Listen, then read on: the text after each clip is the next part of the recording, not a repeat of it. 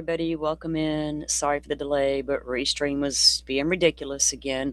So let me know in the chat if you can see me, hear me. Well, you obviously you can't see me. Can you see the avatar? And can you hear me? It is really me. I'm not an AI. Though sometimes I wished I was. Welcome in, everybody. I'm gonna complain for a fucking minute. I'm started off like that. It's hot as hell in Florida and humid, and we've had no winter. None. I've had 2 days of winter, and my sister's AC went out, and I'm freaking hot. uh, Hopefully, the guy will be here tonight or in the morning to figure out what's going on, because I'm not going to make it because it's humid. Ugh. Anyway, I'm not going to bitch about the weather too much because I can't stand complaining about weather, but I'm hot, and it worries me that I've had no winter in Florida. Call me conscious. I have concerns as to why I had a massive snowstorm recently and now I have no winter at all. My mind goes back to 30 years ago when they began to warn us this was going to happen and nobody wanted to listen. Now I'm suffering through it. I don't like it. Anyway, y'all know me. I really don't like the cold, but damn, it's hot. But I'm okay. Anyway, so Restream seems to be working out okay right now. I don't know what its issue is from time to time. I refuse to try to learn StreamYard all over again because that's a ridiculous place to be and I don't like it. So I'll figure out a backup in case Restream wants to act ridiculous. Anyway, guys, we didn't go live yesterday. I wasn't feeling it. I had a major shoulder pain, and that just sitting at this desk and working the controls and doing all the things, just nope. I didn't need all that energy to spell out into the show. And I was miserable. I'm not gonna lie, but I feel better today. It's a reoccurring thing with me from time to time with my shoulder. I know all the things to do to make it better. I know things to do to prevent it from getting bad.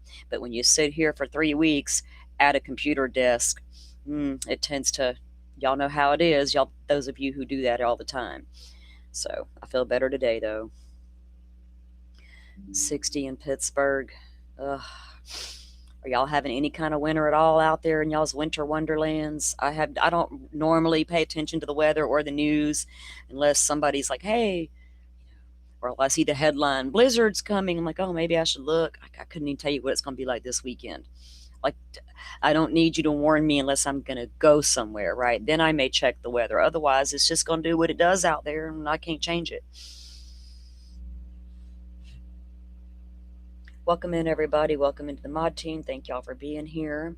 Let's see, who do we have in here right now? Danny, welcome in. Ruth, good to see you. Good morning. Did I say Danny? Tricia? Welcome in, everybody. Semi Sharp's in the house. TJ, welcome in. TJ Wheeler. Awesome. Carrie's here. All right, guys, we're going to get the show underway. There's not a lot, of breaking news in the case. There's a lot of regurgitated news in the case. There's a lady on the internet called Alma that wants me to be super distracted by her nonsense and engage in her, engage with her on Twitter so I won't engage in theories and stuff. Well, good luck, ma'am. I'm not your girl, but everybody else is having at it. Y'all just go for it because y'all letting her have it. That's all she is a distraction sent into, look the other way, and people are just like, well, let's just do that. Go do you, girlfriend. It's going to be your downfall, not mine. Welcome to the world of social media, baby girl. Buckle up, buttercup. All right, guys. Well, we still don't have any answers, unfortunately, in the hunt for Miss Nancy. And I really want to take a moment, even a moment of silence if we have to really uphold her and her. Just no matter what has happened to Miss Nancy, she deserves to come home. This is no matter what the theories are, this is not about anybody else except for an 84-year-old woman. It's not about the sheriff and his word salad or Alma and her whatever the hell she's doing on social media. It ain't about all these live streamers out there mucking up the waters as they claim. It ain't about None of that. It's not about Savannah. It's not about Annie. What happened to Miss Nancy? And bless her soul, because she's the one who has to deal with all of this. She's the one who knows who took her. She may not know him personally. She's the one in jeopardy, not anybody else.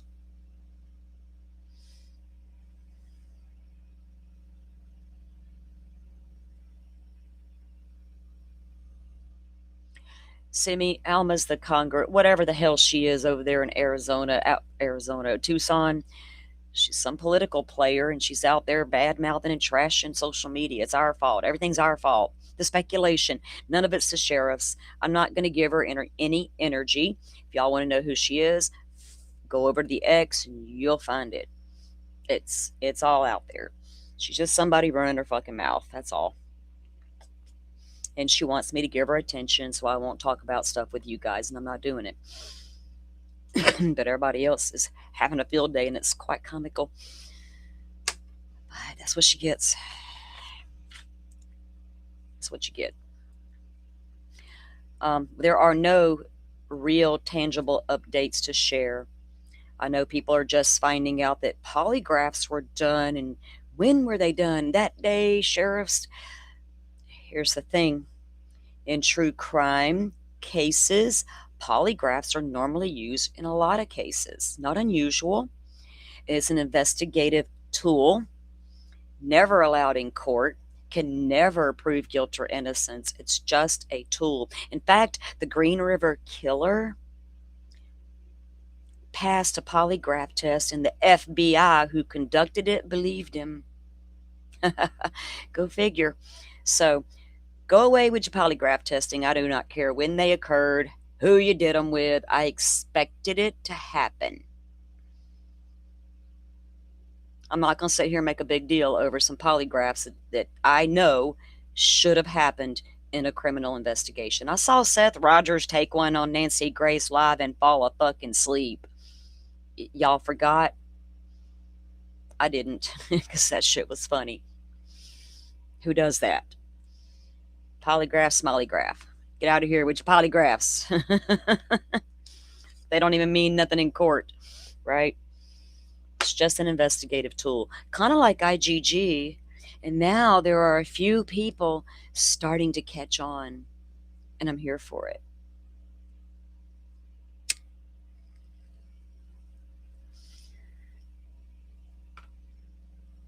Now, we're going to start off today with taking a look at a little more of Miss Nancy and somebody, I think it was Ski Utah. I cannot help but say it that way. I have to mock the way that Jay says it. I haven't watched Jay in a long time, but I know she says it like that, and it just cracked me up. I don't know why. Goofy shit makes me laugh, and I'm a person who likes to laugh. If you can make me laugh, don't come at me with your romantic shit. No. I'm not your girl for all that. Ugh. Make me laugh. You know what I'm saying? I like to laugh, especially to clear my mind. But Ski Utah did ask me if I watched the interview room. Those of you who know me know that I do from time to time, depending on the topic, the subject, right? Well, the other night I did watch for a little while. I watch until I get bored, or I'll watch until the conversation is something that I don't really need more insight on, because I get bored real easily. And if the conversation's extremely familiar, then I get bored and I move on. That's one of my problems that I have to work on in life. I'm always bored, and I'm always looking for the next thing. Although I never leave the house, hardly ever. I just get bored easily, and I am so bored with frivolous conversations sometimes. My mind has to be challenged. I have to be, it's just, for some reason, it just said lost connection for a moment, and that shouldn't be happening because we were running strong with the Wi-Fi. And I paid for extra, by God, and they better start working, or I'm going to ask for some refunds. Okay. So I did watch it. I don't know if it was yesterday, or I guess it was, because I took the day off. That's about the only time I can venture into other chats and just sit for a little bit and without go in for what I call recon, right? Just what's this expert saying? What can I take away from this? Because that's all I'm looking for. I look for a little bit of insight here and there from certain people, but I, I like to take away things from conversations, not just sit there and think. Anyway, it's a whole thing for me. But anyway, something was said, and Karen, she's like, it's all she did was give me the date. And she said, go find it. I said, hold my beer, ma'am. Hold my beer, ma'am. Because I love your WSU research. Anyway, I want to read you guys an article about Miss Nancy and her friends that were supposed to meet her for church that morning. Something curious was said in the article, and my mind went right back to Carlos and the search warrant that I heard read out loud. I heard it read. I'm not going to say she's lying. That's not the real search warrant. I'm very good at picking out the bullshit from the fake shit, right? Especially with a couple of these channels that I have been watching for years. Not like watching, but I know of you, right? So according to the search warrant for Carlos, they were looking for possible medications and a medical device. And I'm like, medical device? Huh. The pacemaker's in the body of the person. The Apple Watch is at home, along with her cell phone. What kind of medical device are we looking for, right? Maybe a hearing aid, which opens up a whole other possibilities in these theories. If Miss Nancy heard a noise and was startled, I'm not so sure now.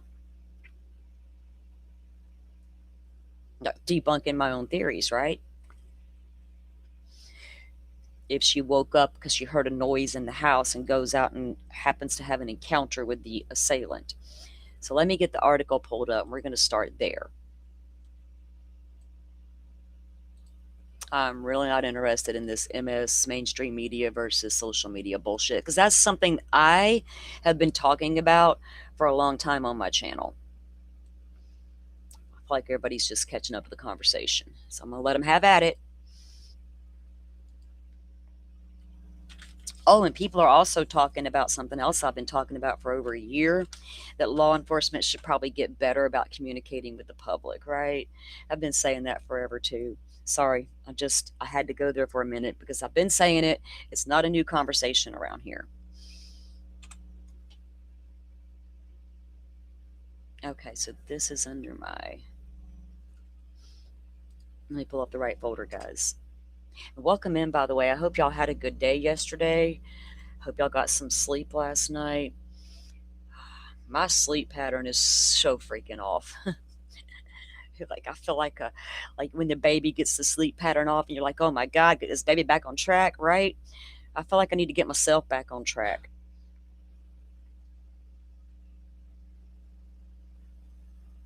Okay, let me get my folder pulled up.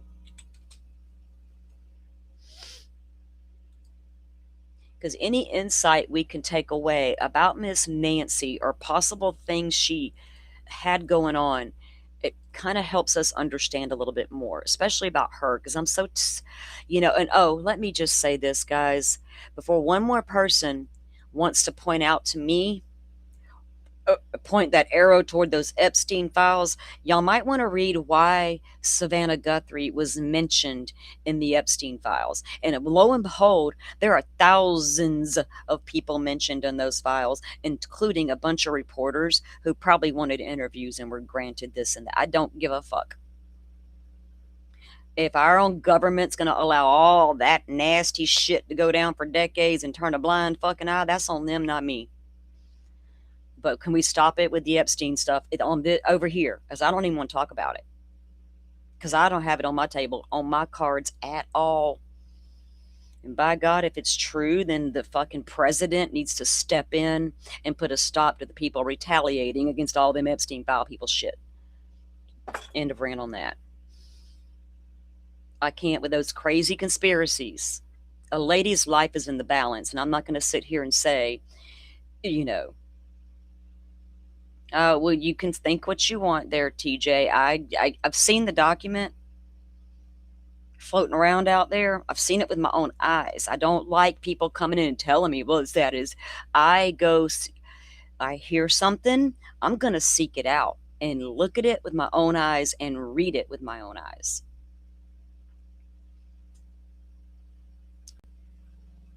I didn't see Savannah's husband mentioned. I saw Savannah's name in there. But what about all them other nasty old bastards that were mentioned in there? Their mamas ain't missing.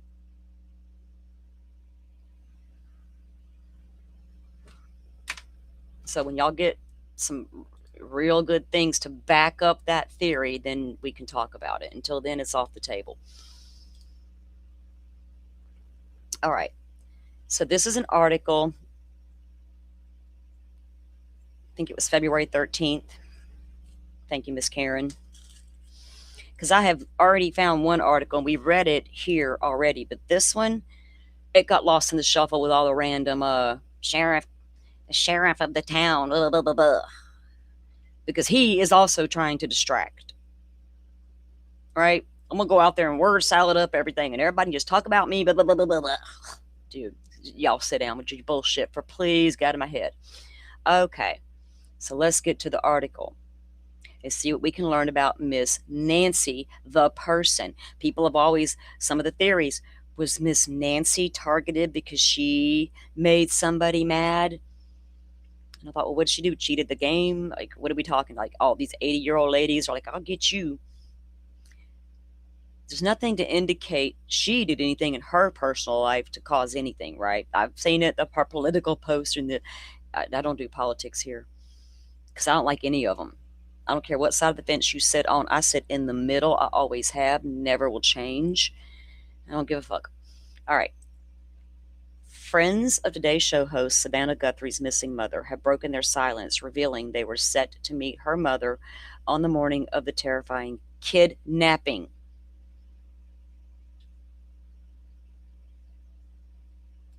The 84-year-old had just celebrated her birthday with some of her closest friends only 2 days before she vanished. As they said their goodbyes, Nancy even confirmed their plans to watch a New York City church service at a friend's home on the following Sunday. Her friend said, their watch party ritual, complete with communion, grape juice, and wafers, was set to put on a viewing of the service that Savannah had attended that morning. But come 11 a.m., ever punctual, Nancy was nowhere to be seen. I'm going to assume Miss Nancy may have Ubered over because if she wasn't driving the car in the garage for whatever reason, sounds like Miss Nancy was independent. I'll just Uber over. I'm assuming. Maybe she was set to drive. I don't know. I'm going to say she probably didn't drive the car at the point because the night before she Ubered. You know what I'm saying? So you can speculate all you want about it, but she didn't show up on time. After making multiple attempts to contact their dear friend, they called Nancy's eldest daughter, Annie.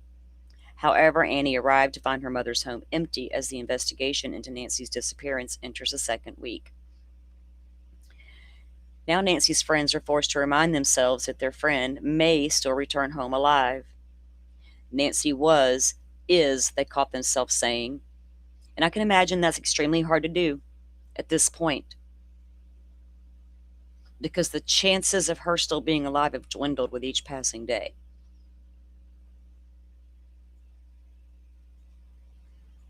Unless you got a real sympathetic kidnapper on your hands. As the search for the beloved mother continues while troubling details and a third ransom note surfaces, her friends are trying to stay optimistic and instead of focusing their minds on positive memories. Her friend, 66, has known Nancy for 42 years. Warmly recalled seeing enormous joy in her friend's eyes whenever they meet. I keep thinking about every time I'd go into the kitchen, in the kitchen door, and she'd be sitting there at the counter. Just how her eyes would always light up as soon as she saw me. See, Miss Nancy had a mind of her own that functioned quite well. She wasn't an invalid as some on the internet would try to force me to believe. Nancy's teachings and Bible study classes introduced her to her now longtime friend, Vicky. Friends said that Nancy was able to lead classes in such a way that it applied to everyday life.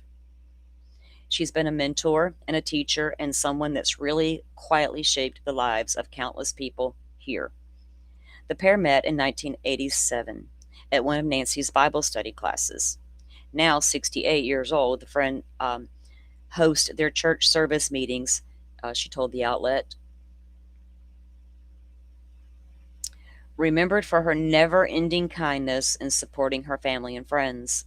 Nancy was also described by colleagues from her time at the University of Arizona as a skilled communicator.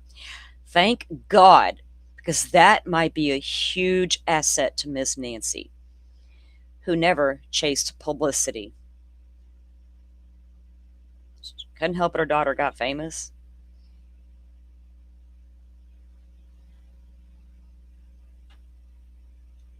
Oops. Nancy worked as a journalist at the Daily Territorial before moving on to work at the university. Jacqueline Sharkey, a former colleague of hers, told the Times that Nancy was a fierce advocate who campaigned with her to save a poison information center in the 1990s. I remember when they were wanting to shut down the poison information centers. Oh, boy, it was a freaking huge deal back then. The effort, spearheaded by Sharkey, or Sharkey, whatever her name is, succeeded after collecting 20,000 signatures and urging Arizona politicians to block threats to shut down the center. In 2007, Nancy moved on from her job at the university and spent years on an advisory committee for the journalism school. Nancy went to college and had a journalism degree, by the way. She was quick to correct me, he told the outlet. She was just one of those people who really appreciated getting to work with. Nancy's friends know her to be a lively woman, fond of the outdoors, and playing tennis, hiking, and partaking in spin classes. She would often cook for her friends and catch a movie at an art house cinema. However, over time, she began struggling with her mobility and even said to be a friend. Wait, with her mobility and even said to a friend named Chris that she wasn't comfortable climbing up the movie theater stairs anymore.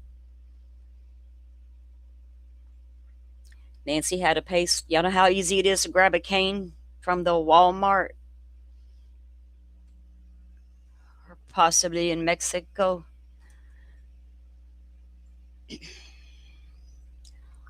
Yet friends said that her age and physical challenges did not stop her. She continued having a busy social life, including monthly book clubs, and she was as sharp minded as ever.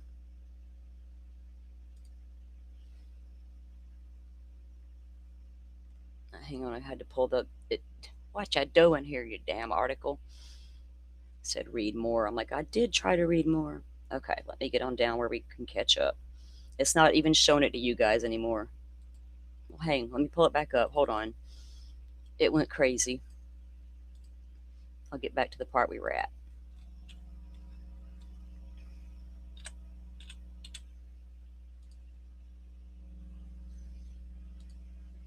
Okay. Now let me get it back to where I need it, and then I'll pull the screen up because it's going to act ridiculous. I'm in no mood for its ridiculousness today.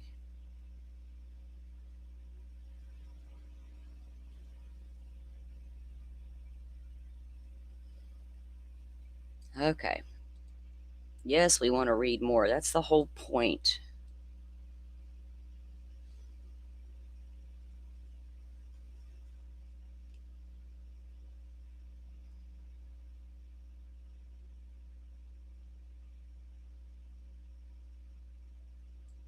Okay, let me get the screen back up.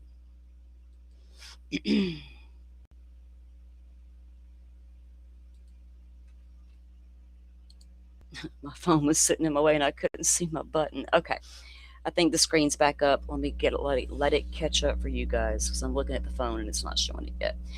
Hey, real happy. Thank you, 83. Y'all welcome. Thank you guys. Y'all please hit the like button. It does help get these little shows out there into the YouTube streets. It really does. And we wouldn't be here without you viewers and your listeners and coming in and join. So y'all know I really super appreciate y'all and y'all putting up with me. Thank y'all for that. So come on in, and we're so happy you're here and join the conversation. I love it when y'all do. In fact, I crave it. I'm looking for it. Like, I want y'all to engage. Please do. I know y'all have thoughts and y'all can critically think.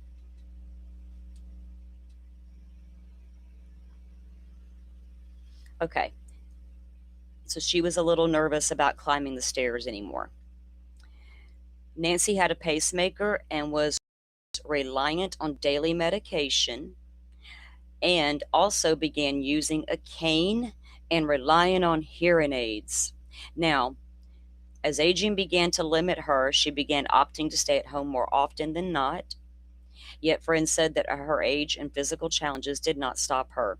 She continued having a busy social life, including her monthly book clubs, and was sharp minded as ever. Now, pacemaker, daily meds, and relying on hearing aids. We don't know if those were prescription or over the counter types. My dad has had numerous over the counter types, and my dad is he's so old school. He's now dealing with the cochlear implant, and they're still trying to fix it because he still can't hear us half the time. Sometimes he can, sometimes he can't. So if Miss Nancy had the type of hearing aids, does she take them out at night? Do they need to recharge? You know what I mean? We don't know what types, what kind, what's going on here. But it tells me she's hard of hearing. So why would they be looking for medical devices in Carlos's search warrant? Did she sleep with the men, one in, one out? I don't know. But I think on the normal, she's probably hard of hearing and relies on a cane to help balance her, right? Which is normal behavior for an 84-year-old person, right? I'm not going to I have to respect my elders because my family raised me that way. And I'm not going to tell them you're old and feeble because you got a cane and a hearing aid, because that's absolutely ridiculous. My dad can't hear half the things we say to him anymore, but by God, his mind is sharp as ever, right? Uh-uh. But my dad has never been able to hear well enough. So always one ear only. Get on the good side. So what do y'all think about that? Nancy having, a hearing problem. Do you think she would have been, say if there was forced entry and a noise, would she have heard it? Would she have heard them in the kitchen, living room, rummaging around? Now we're going with the robbery gone wrong theory. Okay. I'm going to break in. I'm going to cause a noise. Or if I just slip in with I've seen people on the internet saying you could slip a credit card. Y'all tried to break in a bunch of doors, have y'all? When's the last time one of y'all walked up to your own locked door with a deadbolt, regular ass lock? See if you can pop it open with your credit card. I want y'all to test that experiment theory out for me. This ain't 1971. We popping locks with bobby pins and credit cards. Like, that's like so 1970s. With cheap ass doorknobs and locks. Like, go back in time. You need a little bit more of a sophisticated tool. Hey, Ski Utah, I've responded to your comment. Yes, I do watch the interview room occasionally. And shout out to Karen because she's the one that said, go find this article. Here's the date. That's all I needed. I just put it on pause immediately and began my research because, hey, that's just what I do. I could have sat there and took every word she said for granted and let her read me the article, right? But I went and found it because she wants us to go find it on our own. I love that about a good investigative reporter. And again, y'all are welcome to feel free to who you want to listen to and who you don't. Right? I don't tell y'all who to listen to. Don't come at me with a Chris McDonough this and that. I already know. I promise you, I know. But I hope I'm a little smart, and I hope I'm smart enough to know what I'm listening for when I listen to somebody, right? careful in them YouTube streets. So what do y'all think? I'm going to add that to my, because see, I got a theory in my mind at all times. I never stop thinking about the possibilities of these theories.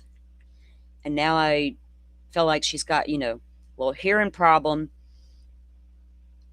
how much of an impact that have on what happened that night. I got to put it on the table now. Mobility issues and hard of hearing. Exactly, real happy, but there's, that's being pushed out there. They slipped in with a credit card, just so easy. Look at that back door, it's easy. I'm like, okay, well, I don't guess you know many criminals. Fuck. I'm starting to wonder if sometimes people are just drawn into these cases and it's the first time ever looking at a case. It's like, whoa. I don't know. I guess when things don't make sense to people, it's like we just got to throw everything at the wall and see what sticks. And I get it, but yeah, no credit card was used to break in the door.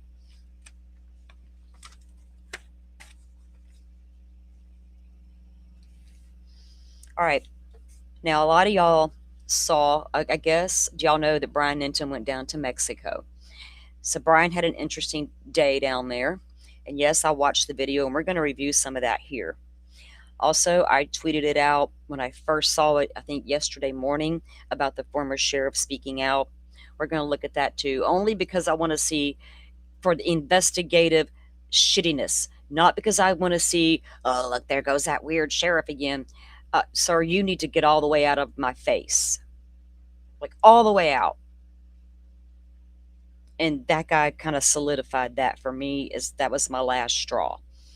Like, I don't even entertain your nonsense at this point. He has said so much to confuse so many people.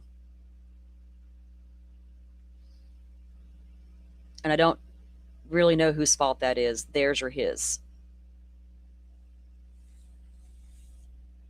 We're going to get into a little bit more discussion about this IGG stuff. How good of a lead is that? I feel like actually today I'm starting to see the real conversations about what might happen when this IGG is discovered, if it is. And I'm like, yes, thank you, because I feel like all day yesterday, all I kept seeing was a whole bunch of people being told by the mainstream media as if IGG will be done. And the minute we have a name, we're all going to know the name and we're going to find the guy and slap cuffs on him. End of story. We got the guy. Without any other evidence. Without the stolen lady.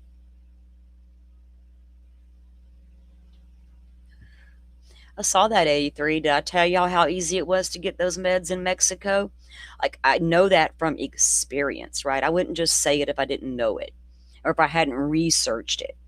I was physically in Mexico and saw with my own eyes how easy it was. Right now, it's not as easy to get a Xanax off the kiosk as it was 20 whatever years ago. But boy, you can still get a whole lot of stuff there. So thank you, Brian, for shedding light on that. Because even if they didn't take Miss Nancy across the border, and oh, by the way, he showed you just how easy it was to slip in there. And I have a theory about how Miss Nancy could have got in there if she went to Mexico without drawing attention to themselves.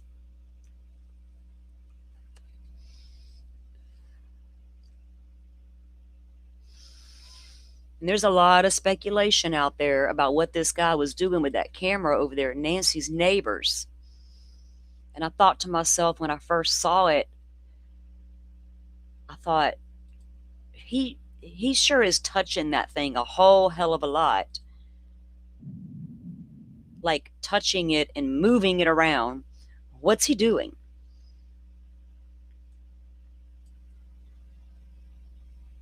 That's the kind of stuff I like to examine and take a look at and try to figure out what exactly was going on there.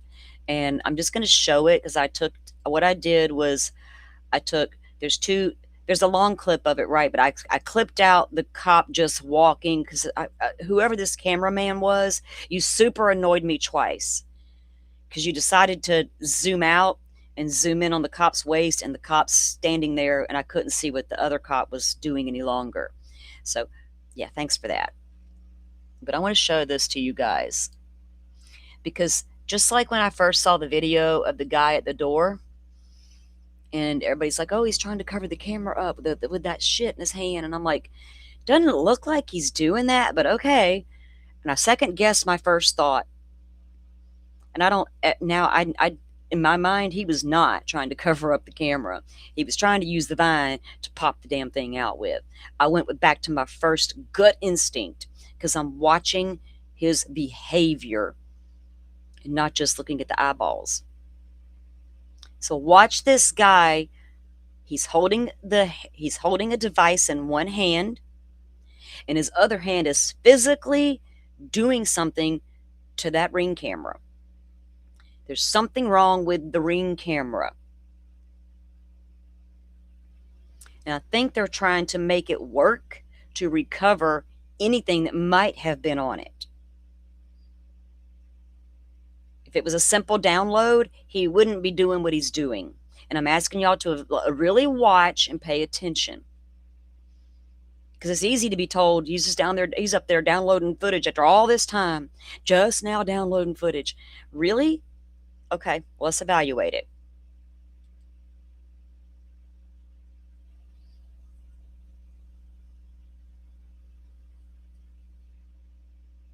A simple download he's even going to adjust it a couple of times. He's going to physically move it a little bit. What is he doing? And he's looking back at his device. Is it working yet? Can I get it to download? I think there's a problem with this camera. Was there a... See, he realizes he's being watched, too, by the zoomed-in lens. Now, he's going to touch it again, and he's going to move it, and it doesn't make any sense as to what... Is there a loose connection? Or I'm watching you, bud. Don't worry.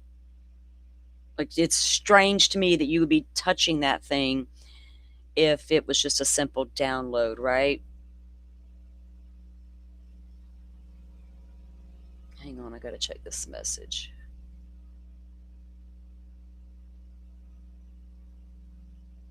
Oh, goodness.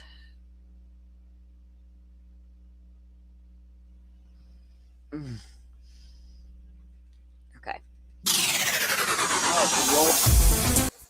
Anyway, I just wanted to show you guys that because it's so easy for the media to come out and tell us, oh, they're just now discovering this camera, or for us to assume they're just discovering this camera. He doesn't even take it down. They took the whole ass bulb camera in Idaho 4 case. We literally see the man take it in his hand and walk away with it. Here he doesn't do that. So I just wanted to show y'all that, to wonder if there's really a problem with that camera, and if they can get it to work and get it to download. Would it see a car passing by creeping out front? Because that'd be the house to look at, right? If it had a camera, because it is literally the closest one to Nancy's property. And if you want to see if a car is entering the area, this car is not going to be speeding down the road if it's trying to get into Nancy's driveway. It's going to be going slow. And even if you can't see the car, the headlights are going to let you know this car is moving slow. So I think they're trying to get the camera to work and to see what's on there. I know you don't need the camera carry. In Idaho 4, it was a whole different situation. There was a problem with that Ring. There was a problem with that camera and getting it to download and getting so they actually physically took it, but they didn't need to take it. They just didn't know it at the time. I know you don't need it, but I'm saying he didn't take it. It's still there. But he wasn't just up there downloading just now footage. They might be a little silly sometimes, but I don't think that was the case here.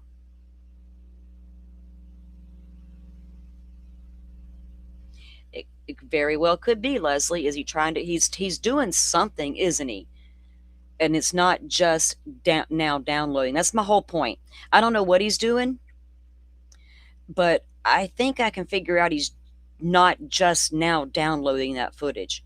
Because if that neighbor never told you there's a camera there and that's a little sus. I think there's a problem with the camera. And just like I think they have the ring, I feel like the FBI's got the ring footage from the back camera. You got the one from the front without the camera there.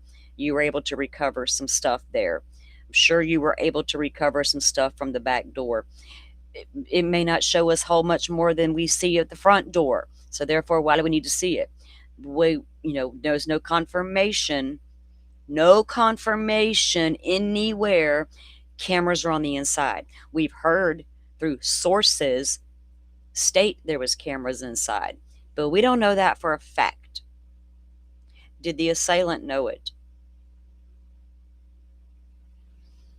And if there were cameras inside that home and they recovered that footage, we aren't going to see that footage until they go to court, because I guarantee you it will show Miss Nancy in distress. And I don't think the public wants to see that right now, because I don't think it will help identify the person. Because if it could help identify the person, they wouldn't still be looking for the person.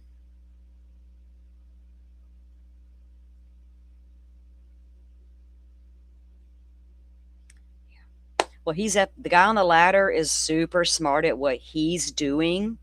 I'm not going to guess what he was doing, but I can tell he wasn't just now downloading footage, right? And I think that's the biggest takeaway I wanted y'all to take away, because there's people out there trying to spin it like that, right? That even the FBI just now took it. I don't know what the weirdness was with Nancy's cameras out there on the guest house. But Brian Enton does have a pinned tweet. News Nation's going to do a live thing tomorrow night. Drop your questions here. Maybe I'll ask that question. Can y'all tell me if those cameras were there before they were taken off the building? Because I felt like y'all would have seen it. Y'all saw the damaged floodlight. You would have noticed that day if you saw those white cameras. That's legit the only question I have for any of these reporters. And I heard this crazy theory that the assailant put them there to surveil Miss Nancy. Y'all think she's going to notice two big white ass cameras on her house all of a sudden? And where'd they come from?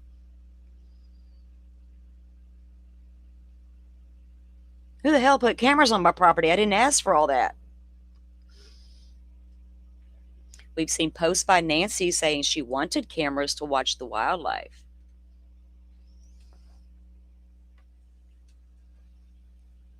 I just feel like we could debunk some of this mess.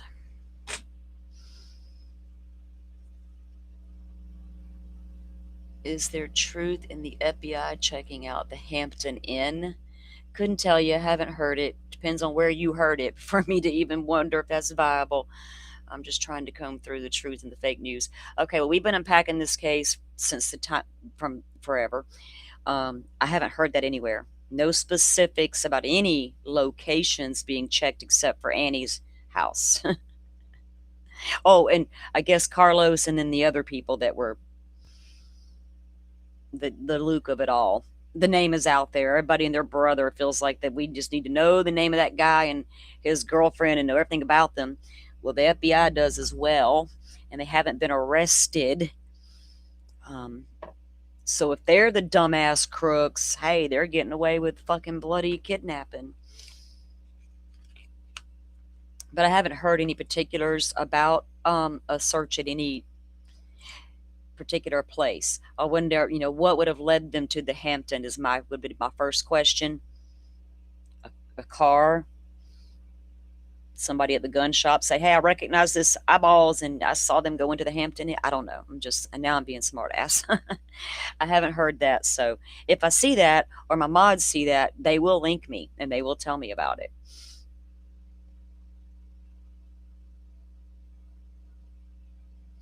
Yeah, I know. When the neighbor mentioned the white roof, she claims that she's also the one that told him to go search the septic tanks. Nobody's mentioned these white cameras. I really don't. I just want to know if they were there, right? I don't know why the neighbor would even mention the cameras when she's talking about the white roof. I don't know if they listened to her to go up there to see if this roof's been freshly painted and they're like, "Oh, look, some cameras. We never saw them." I don't know. That lady could. People insert themselves in these cases all the time. I'm not saying that lady's that kind, but I've seen it too many times in these true crime cases. Like, damn WSU Mom Kim vibes. I know everything. ISP agent was assigned to me directly. Ma'am, I don't see that nowhere in the documents. I looked. I'm looking still. Where's that proof WSU Mom Kim was ever assigned her own, very own little ISP agent? Haven't seen it yet. Hell, I ain't seen no statements from her yet either. I know your real name, honey, don't I? It's very easy for people to insert themselves into a case, guys.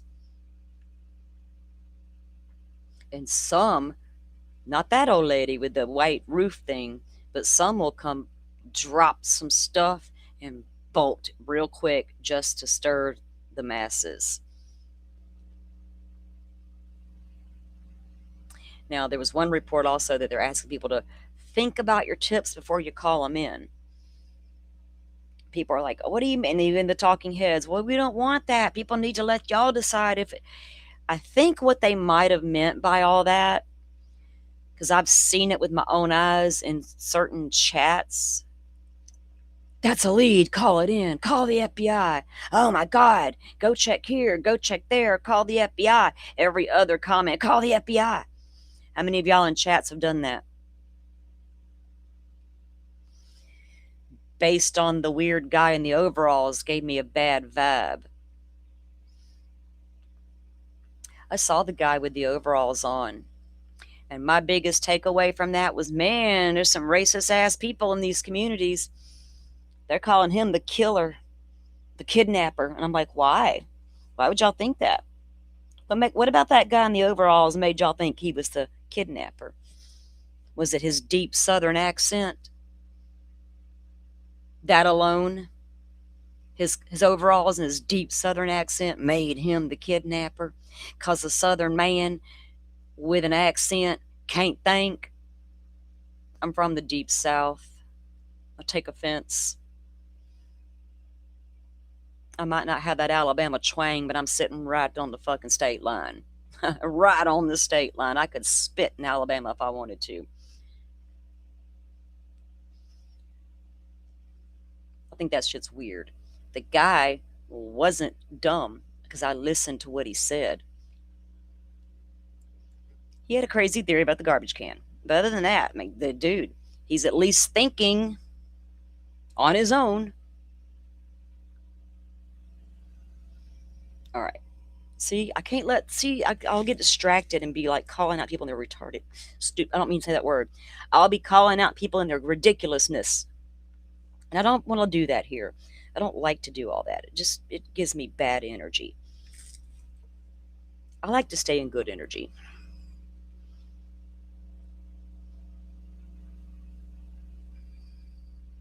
It's windy there, Carrie. Could send some my way because I could use a strong ass breeze right now. So I'm used to strong winds. I hope you don't get no fallen trees though, because they're not fun to deal with. Florida, we know all about it. I've seen them big ass tall pines lay right over, and you're like, damn, when's that bitch gonna fit the ground? Hours later, it's still out there. Bend back, and then when they go back to the ground, water shoots out of the ground, and then the water goes away, and the tree bends back over, and it comes back up, and the water shoots out. You find things to entertain yourself with during a hurricane that's flying over your head. Supposed to get some wind and rain this weekend, I think, but I'm not complaining because it needs to cool off here. All right, let's take a look at what this former sheriff says and get that out of the way so we can get that energy over with. Because it just goes back to wondering how much, early stuff, they've recovered a lot of what they wanted that they didn't get from the beginning. And I'm saying the FBI has now recovered a lot of what they would have liked to have happened in the first 24, 48 that wasn't happening in this case.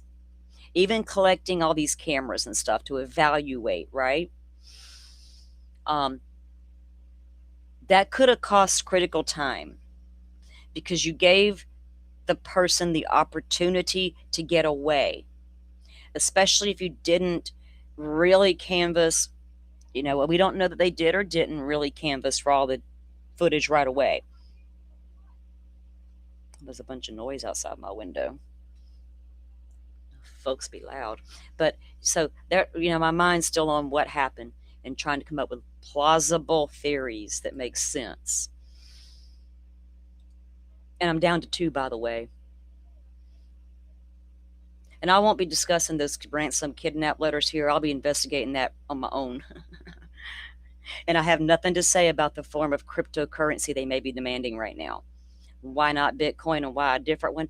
I've got my thoughts and theories on that, but I'm from that world and I know things. But nobody here believes in those ransom notes at all. So we're just going to pretend it was a kidnapping for no reason. Well, there could have been a reason, but I don't know if y'all believe either one of them or if the people in whole general don't believe either one, which still makes me wonder why y'all think she was taken. But anyway, I got 2 theories. And kidnapping for ransom is still on the table for me. I can't take that until they prove me wrong. It's on the table. It's hard to have a conversation anymore about that because it is, and I don't want to. All right. Here we go. Let's pull him up. So this was an interview that the local, we've already seen that sergeant come out and speak, right? Who was he is head of the union there. And so he was able to speak. Now this is the former sheriff coming up and talking. So let's see what he's got to say. And this just goes back to more of why I don't want to even, because my mind is it is too simple to sit here and bash this damn sheriff all day and go on and on and on and on and on and on and on about it. My biggest concern is you allowed the kidnapper to buy some time. And I wish that would be stressed more instead of, oh, he just did a shitty job. Well, why? Tell us why. Because he allowed the kidnapper time. Trenton Hooker, and we're joined by a special guest, former Pima County Sheriff Richard Carmona, also has an impressive resume as U.S. Surgeon General and a SWAT team member before that. He's done it all, now teaching at U of A, if I'm not mistaken. Yes. Mr. Carmona, we appreciate your time today. Thanks. Happy to be with you guys. Thank you. Well, sir, you wrote an op-ed in the Arizona Daily Star about we're in week 3 of this investigation and the search for Nancy Guthrie, but you made some key points I thought were important to flesh out about the handling of this investigation and, more importantly, the messaging that's been put out there with where we're at. But can you tell me on day 18, what is your take right now on if we're going to find Nancy Guthrie alive or we're going to find who took her? First, thanks for the opportunity to be with you. And please, before my remarks, if I just might comment that first and foremost, for all of my colleagues in law enforcement, this is about finding Savannah's mom. Savannah is like one of our children. She comes from the family. She was a reporter here for many years before going to New York. And I just want to make sure that the public understands that this is a mom that's missing and is of the utmost importance, which is why many of my colleagues in law enforcement here had some concerns with the way the sheriff was managing this, and especially his communication or very poor communication to the public. making statements that were, well, quite frankly, just awful and incorrect, and taking actions that were incorrect as well. So a number of us decided we needed to say something about it because we did not want it to reflect on our community and the Sheriff's Department, which has been an extraordinary law enforcement agency that I worked with for 3 decades and had a national reputation. But this aberrancy hopefully will go away, and we'll get back to doing what we're supposed to do. But we're all, I speak for most law enforcement in Southern Arizona, that we are very unhappy with the way this sheriff has conducted himself during this very important investigation. Mr. Carmona, tell me what stood out to you first as a misstep by the current sheriff's office. Well, I think the organization at the site with the incident, what's called incident command, and making sure that everybody understood exactly what they needed to do, and integrating with the FBI, who are a partner agency. Unfortunately, the sheriff has alienated them before in statements that he's made, including in the past of accusing them to be inept investigators. And at one point when... And all those people in those chats saying, I don't think Nancy ever made it home.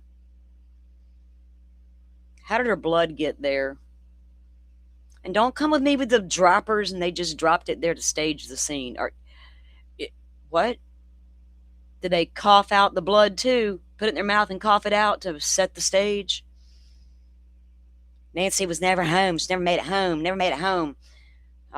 All right, critical thinkers. You critical thinker. He was upset with them doing an investigation on other officers. He basically fired the FBI agents on the task force.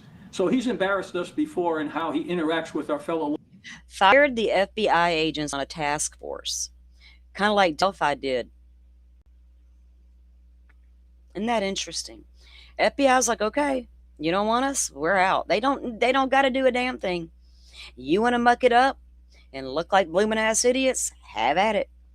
But when you need us to go in that back door, you're gonna call us. You need our expertise to get into your devices, you're gonna call us. But yeah, go ahead. Law enforcement agencies. And again, you know, looking at this picture of Savannah, who we love dearly, I've known her since she was a young girl coming out of college and was a cub reporter and used to report on some of my work with the SWAT team and with the trauma center. So our heart goes out. We're working hard. I think at this point, it would only be...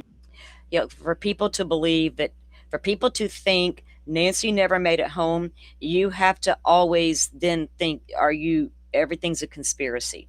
Everything that comes out, for some people it absolutely is. Everything I see is a conspiracy. They, quote unquote, are out to get us.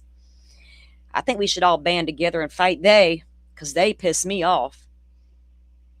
Conjecture, we are all concerned, and as a former detective and an officer, that the longer it goes, especially for an 84-year-old lady who has medical problem on medication, that the likelihood of her returning safely is less and less.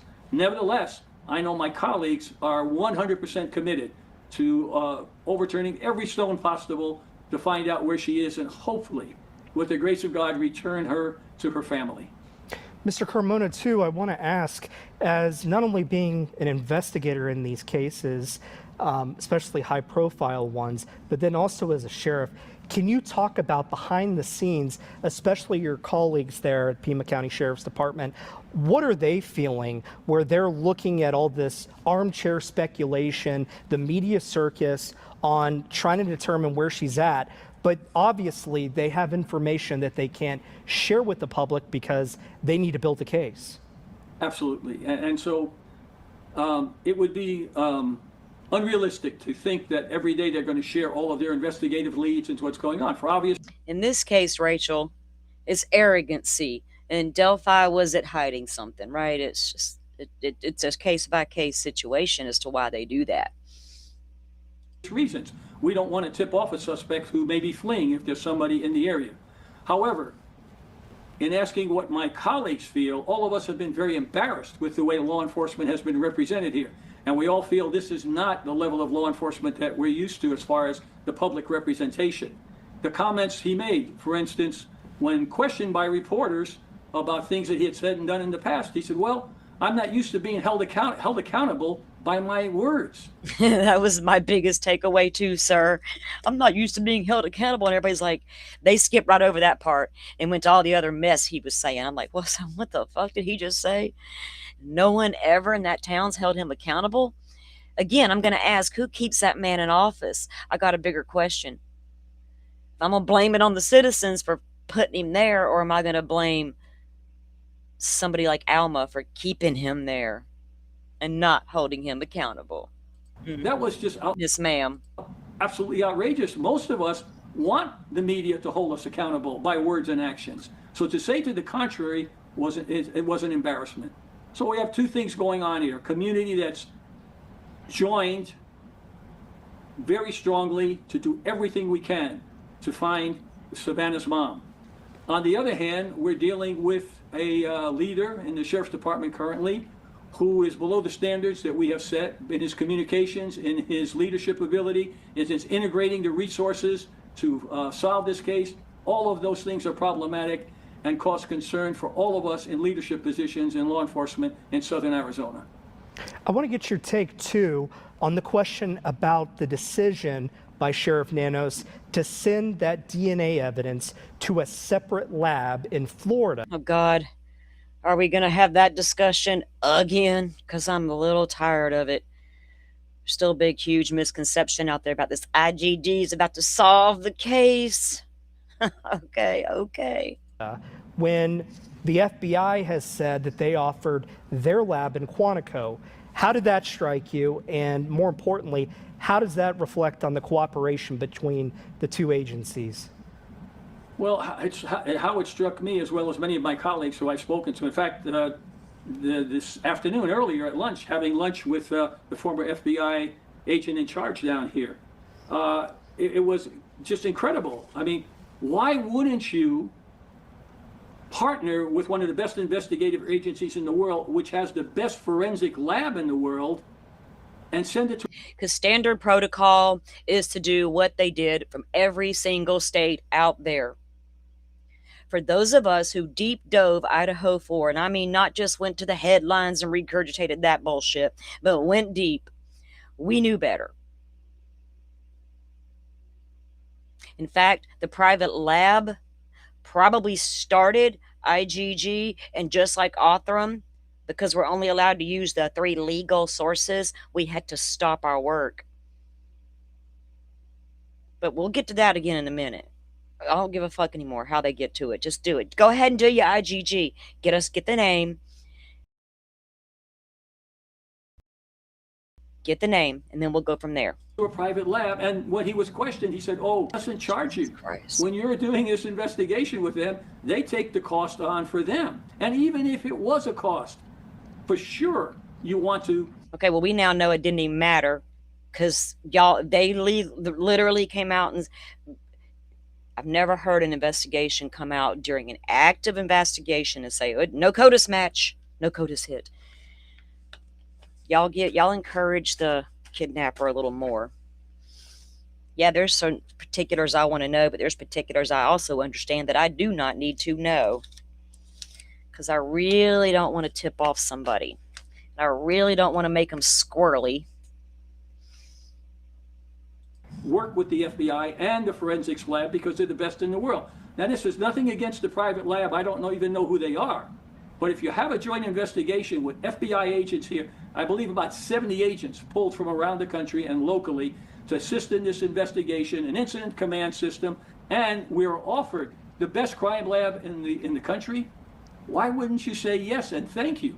So it was perplexing to all of us who have been in law enforcement down here. Was there some kind of windstorm moving through the country I'm not aware of? Y'all getting hurricane strength winds down there. I feel for y'all if y'all aren't used to it.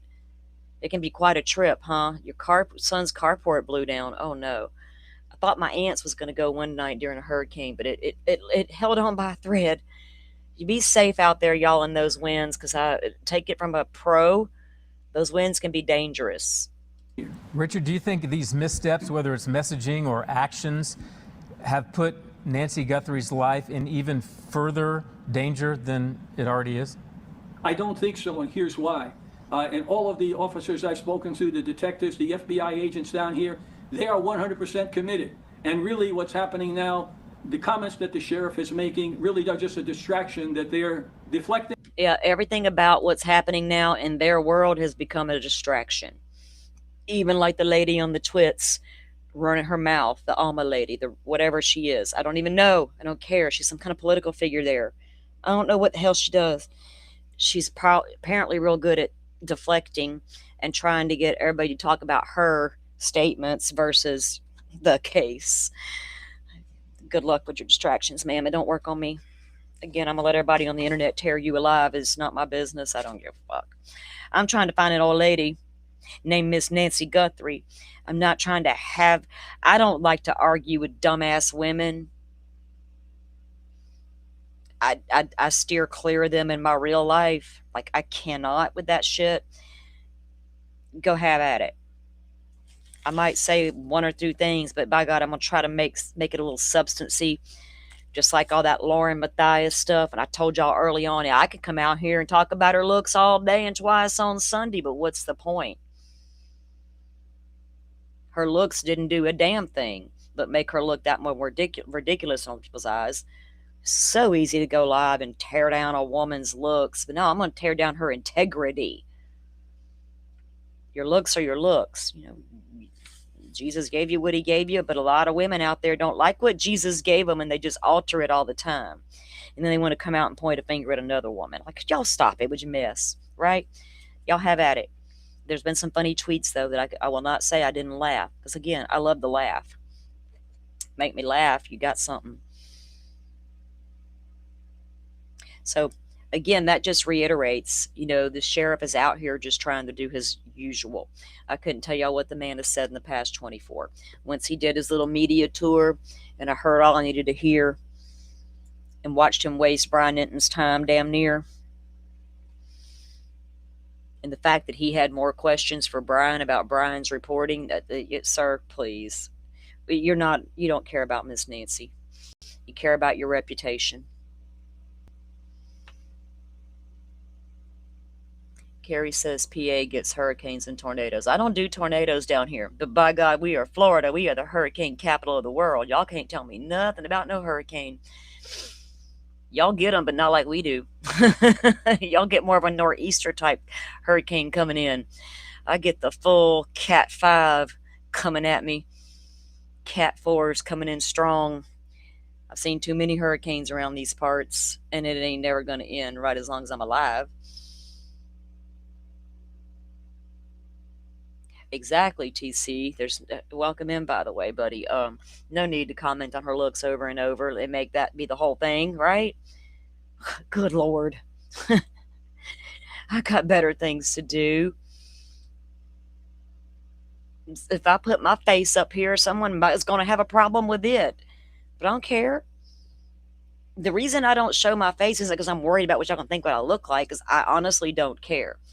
I have family and children who don't fuck around in this world, and all it's going to take is me to say one thing someone doesn't like, and they're going to run after my family. All I can say is you got the wrong girl. I don't participate in none of that, but leave me alone.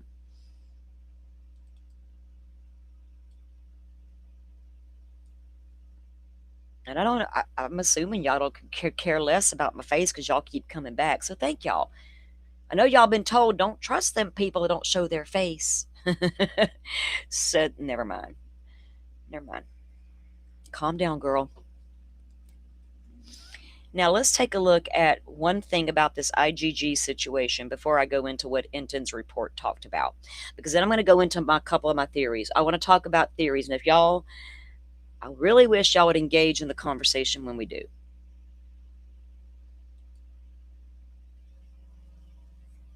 And think what your own thoughts have told you, not what everybody else has told you you're supposed to see, hear, and think. Take everything you've learned for the past 3 weeks, and what do you honestly think, right? And do you do like me? Do you debunk your own theory? Do you test your theory? I will try to test that theory. I was trying to push Rachel in the Discord last night. Me and Rachel were like talking to one another. I'm like, Rachel, come on, Rachel. She's like, I can't think anymore right now. Neither could I. We were both getting tired, but we were trying to talk something out. And I love that when I can do that with you people. I really enjoy that part of it. And I love to debate. Like in school, I was one of those kids. You want to debate? Let's go. Please don't take it personally. Please don't, because I'm just debating you. And if we're going to get our feels hurt because we got into a heated debate, really, that's what's wrong with America. We cannot debate without getting our fifis hurt.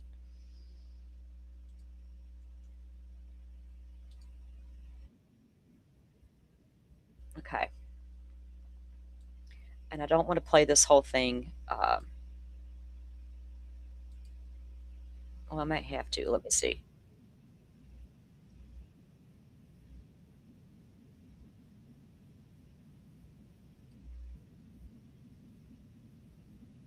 Um, oh, and yes, I've heard the reports about Mexico saying we haven't heard from the American authorities, but the FBI or whoever, their source, saying, oh, we've reached out. I'm going to let them figure that out. Right? I don't know. How could anybody know for sure? Right? I don't know. I don't care. Let's go look.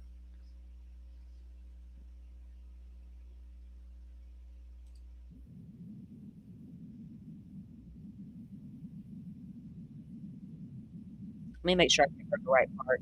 Or these two guys. Hold on.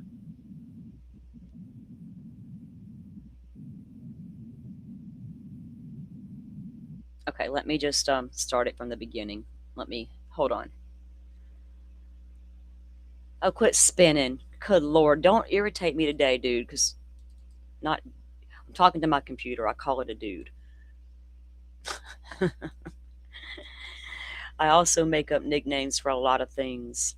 It's just my nature.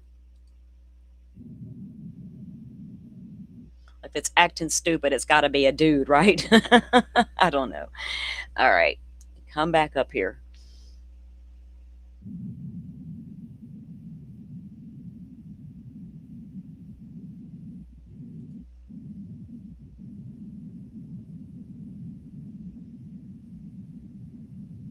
Okay, I think this is where we need to be.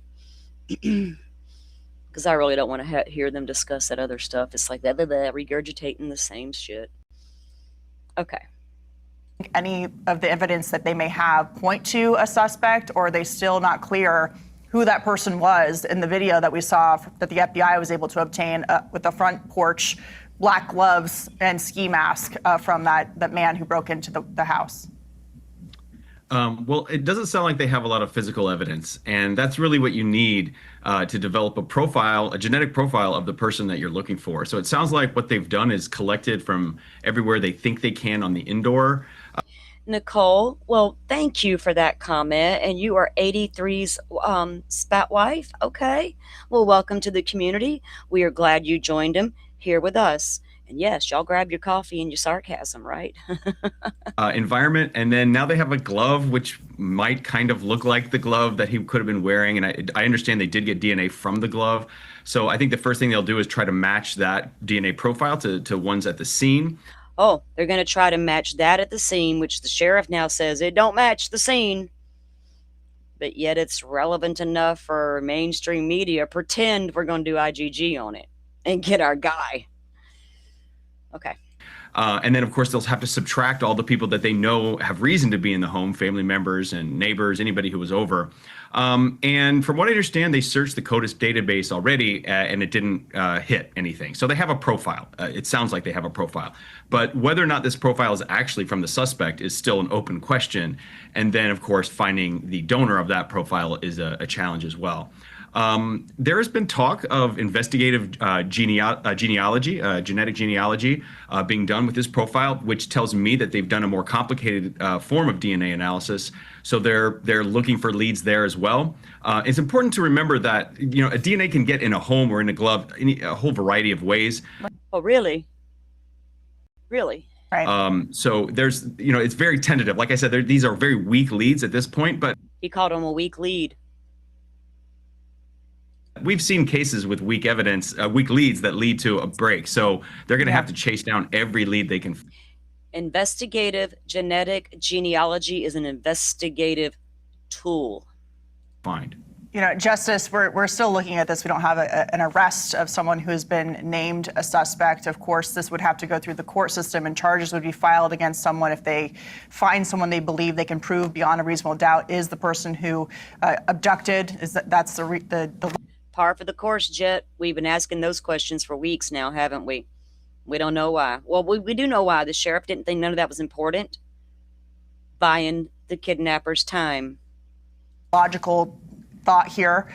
Nancy's missing. She's been kidnapped. But in terms of the DNA, I mean, Nathan says very clearly, DNA can end up in lots of places for lots of different reasons. And testing a glove that was found 2 miles away from Nancy's home is not really going to be able to be admissible in court. Oh, what? No, it's not. It wasn't even admissible in court in the Brian Kohberger case, that case that everybody wants to talk about right now. Do y'all know how many? Okay. We have unpacked all of the Idaho 4 documents from the very beginning of the case. We didn't just jump into it recently. We've been unpacked. We've read it. We read documents on this channel. We don't just go to the headlines. If this was a full-blown court case, I'd be all up in them documents. Gimme. I've read every document in the Idaho 4 case on IGG. It wasn't even mentioned in the probable cause affidavit, the big lie. WSU found a car. We now know they were like, we're not even telling you about the car, but yet it's in the PCA. No mention of IGG, because it is not admissible in court. So if y'all think for a second, if mainstream media has tricked everybody into believing the second we get a name, we got the guy and that's the end of the story. If you don't produce Miss Nancy or develop evidence to say that is your guy, you got nothing. Nothing. Now, if they swab the guy, because there's still discrepancies on when they began to get search warrants on Brian Kohberger. Was it once she got the name? That was the big challenge. But once they did start serving search warrants, what'd they find? Well, he bought a sheath in March and was doing all this bizarre shit to his phone and had all these random photos of these random girls from all over the place, except for the victims. There was evidence developed once, and now we see all the Walmart footage coming out and this, that, and the other. If they weren't able to get any evidence on that guy other than the sheath, now granted, the sheath being in the house next to a victim was a little stronger than a glove 2 miles away. But you're not walking into court based on that IGG alone without evidence to back it up. And it's about time the mainstream media start telling people that. Giving them false hope. Lack of custody and I promise you, the second they develop a name, we aren't going to know the name. They're not going to run, oh, within hours, we got the name. We ran out in here and told y'all. You can't tell the guy we know who you are now, sir, and we're about to go try to get evidence on you. We're coming with all our search warrants. Get prepared. The dude's like, I'm already out of your country anyway, so good luck. Contamination. Right. It's tricky to get it in. I think Sarah, I tried to go down a rabbit hole yesterday and look for some extra stuff, right, to kind of present. I'm like, you know what? We ain't even got all them damn documents unsealed yet. So I just have to go with knowledge on my brain, right? Sarah, I appreciate you being here because you know, and I appreciate that. one of the things that people misunderstand is they think every time somebody touches something, they leave DNA. That's not true. It's actually hard to get DNA. So the other thing is you got a glove out in a field. There's not only contamination, there's a chain of custody issue. It's going to be... What? You don't say. You don't say. Really hard for prosecutors to get that into evidence. My concern, in part, is I don't know that I would have announced that there wasn't a match. I think I would have kept these very wicked, savage people, what they've done to Nancy, guessing as to whether we had it or not. I don't know why. Exactly. it's necessary to announce that we don't have a match. Nathan, in terms of the kind of DNA testing, this is not a match in the federal system that's run by the FBI. Sheriff's Department also doesn't have a match. Tell us about this genealogical testing you can do that has led to the arrests and convictions in a number of cases, including the Brian Koberger case and others, and how that works. I think people are curious about these different forms of DNA testing. Right. Well, the CODIS database that the FBI and all of the state labs use uses a very different kind of DNA than the genealogy databases do. So you cannot interchange those data, and the DNA there is quite different. The genealogical data, however, can connect family members and extended family members, second, third, even sometimes fourth cousins. So I think I don't think that the investigators would think about the DNA in the glove as potentially incriminating as much as developing leads, developing suspects that then would aid the investigation, and you would find hopefully other physical evidence. Because on its face, a weak match like that wouldn't be enough, and they would have trouble potentially getting it into court because there are a lot of explanations for how the DNA. However, right. If it opens up a line of investigation that could then lead to the production of other evidence, even potentially confessions and that kind of thing. Other evidence, because your IgG alone is not going to be enough, especially in this case. If they're seriously going to conduct an IgG on a glove 2 miles away, they need to conduct the IgG on what was found in the house in this weird mixture. Wherever your mixture came from, whatever the hell's going on there, they're going to have to try to extract it and figure it out. I don't know what's so complicated about this DNA in that house, and what does that tell us, because there's too much to speculate with the 40 minutes and all. And people have got their theories on all that.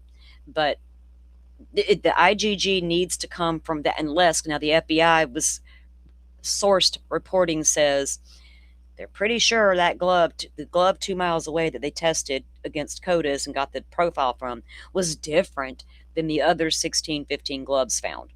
I don't know what about it characteristically made it so different that it was worth being the one to check out further from a legal standpoint. So if the FBI is convinced it was used in that crime scene, like does the back camera see two people? Possibly. You can do it, but still, you got to have more than just that name, right?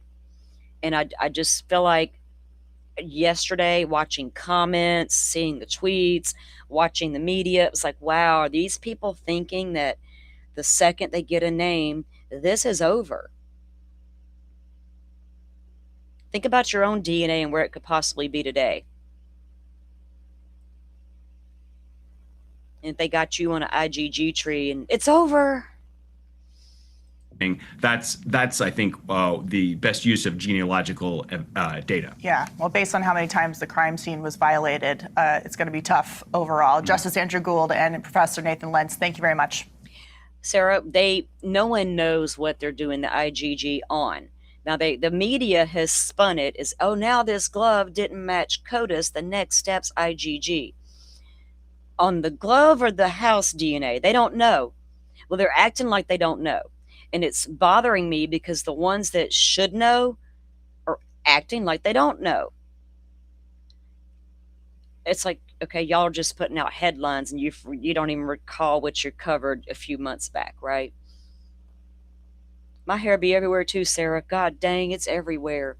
Like, I need to win them hair nets if I go out in public. Like, fuck that. You ain't getting my DNA hair strand ending up in Rex Heuermann's truck on a victim. If you know, you know. I'm not having my wrapped around a pinky of a person found deceased in the woods and no one knows where it come from, and then they pin it on me. Or don't ever pin it on me. You know what I'm saying? We shed our shit everywhere. The glove is only curious to me if the FBI can guarantee it was part of that crime scene. Otherwise, you better not be performing IgG on that alone. Because even if you got a name from it, now we understand, for those of you who don't understand, maybe if you go watch some of CeCe Moore, because she's been everywhere the last couple of days, it's not as easy if you aren't white. right? It's going to be harder with African American and with Hispanics, but that doesn't mean it can't be done. How many people in the US? I'm not one of those people giving up my DNA to these data banks because I don't care. My ancestors speak to me daily. I don't need a swab of my cheeks sent off for them to come back and give me all that. I don't. But there's a bunch of people who want to know, and I get it. But, you know, if they relatives put their names in, then they can get a lead. CC says there's always something, but it still doesn't mean you're going to find the person like today. Just because it was a little quick with Brian Koberger's case, well, Brian's got his family to thank for being curious about their heritage. Funny how that works out for him, ain't it? If his family hadn't been so curious about their heritage, they may not have helped catch their family member who was a killer. I got no problem with IgG being used. Honest to God, I do not. I defended it in the Idaho 4 case. I had questions 2.5, 3 years ago about how the FBI got the information because I absolutely understood going forward that was going to be a challenge. And here we are. And at the end of the Idaho 4 case, and the FBI finally came out and spoke, they finally admitted, you know, we used some IgG, but we're not going to talk about how, when, where, why. We used it. They made a fake profile because Ancestry.com is like, we're not going to talk to you. They make a profile and they upload a profile, DNA profile, and I'm trying to find my long lost relatives. Here you go. That's how the FBI did it. Did I care because the knife was found next to the victim with his DNA? I would have had a problem with the sheath 2 miles away, unless you could prove those victims' blood was on it. Hell, one of them hunters could have dropped that thing out the truck that morning, heading to the deer woods or whatever they hunt there in Idaho.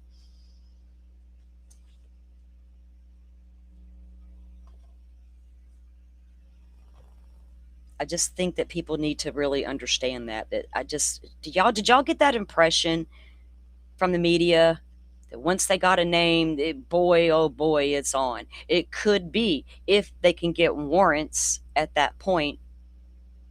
So here's the thing. Ann Taylor wanted all that TUI report TUI coming in. I want all your stuff, FBI. And they're like, oh crap, we got to deal with this lady lawyer.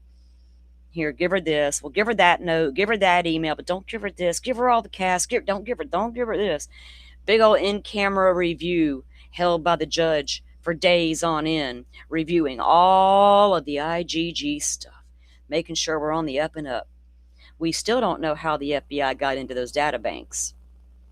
Maybe Cash helped them out with a little bit of a lawful search warrant we're unaware of. You know, that little partnership with the private sector they got going on.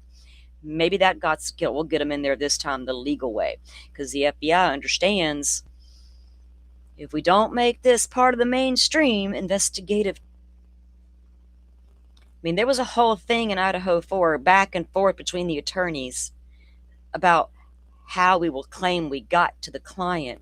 We're going to call that IgG a tip. Here's a tip. IgG says this is probably your guy. Now go find evidence. Otherwise, give him his diploma and let him carry on.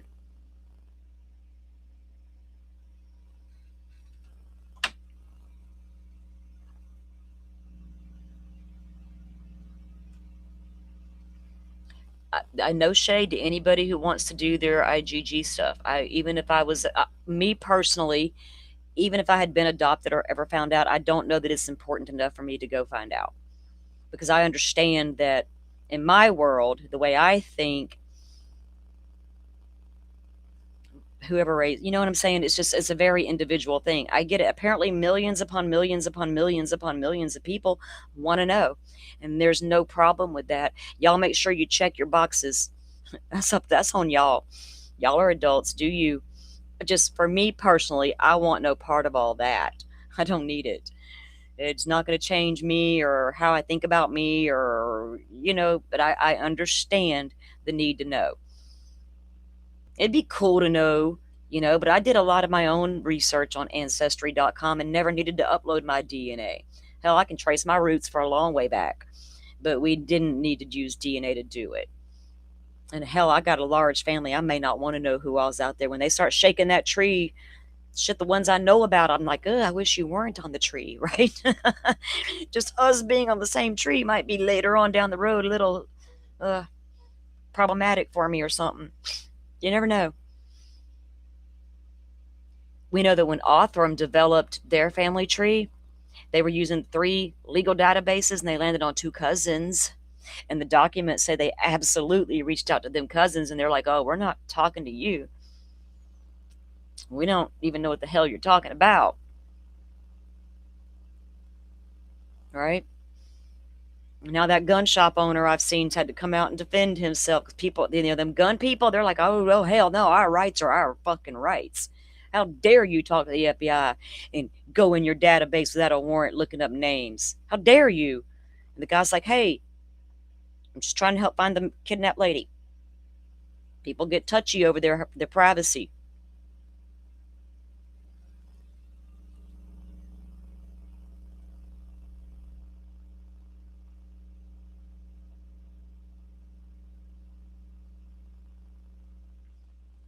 And people do their IgG stuff or their DNA stuff for all kinds of individual reasons.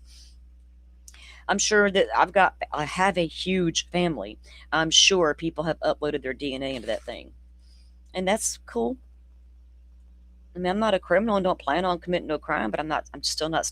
I don't even got the biometrics on my phone. Y'all a little nosy. I'm like, stop it. You get my damn fingerprint. What the fuck? If I listen to them conspiracy theorists, you're going to steal my fingerprint off my phone and plant something on me. What? Facial recognition? You trying to capture me to your database now? So when I come in through re-entry, you got me? I don't even go nowhere outside the house, but not just in case. You never know. Things might get sideways tomorrow and things need to happen. And I need to be covered. I've been in true crime too long.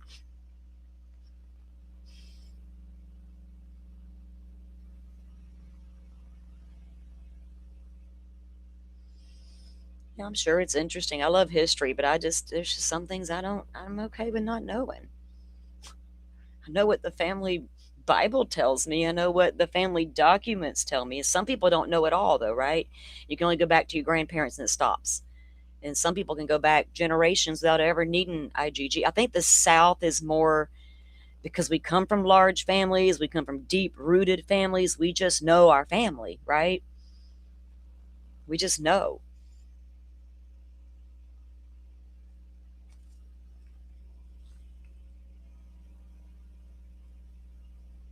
Okay, I hope that they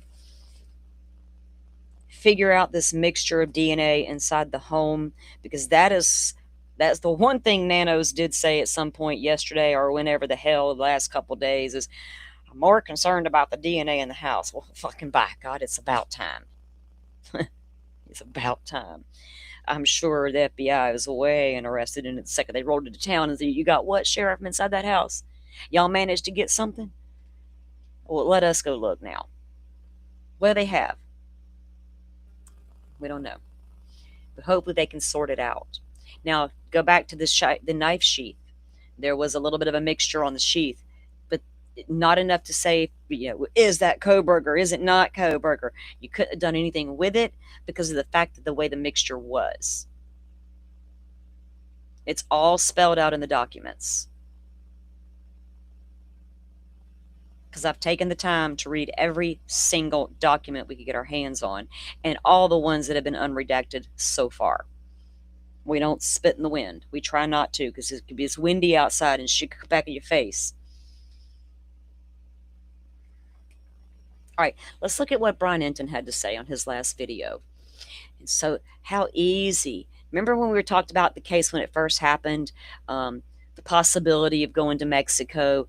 Is it because I don't watch the U.S. relations with nobody. Except I know the president said that Obama let some top secret stuff out by saying that aliens existed. I'm like, sir, you think we just now realizing that? Fucking Area 51 shit is that. Fuck. I don't trust nobody. Take Copperhead, either one of them will kill you dead. If you know, you know. Sing it, Eric Church. Sing it loud and proud and yell it for those in the back. I bet you the bitch takes the apple again. Take it away, Brian. Hold up. Hold up, Brian.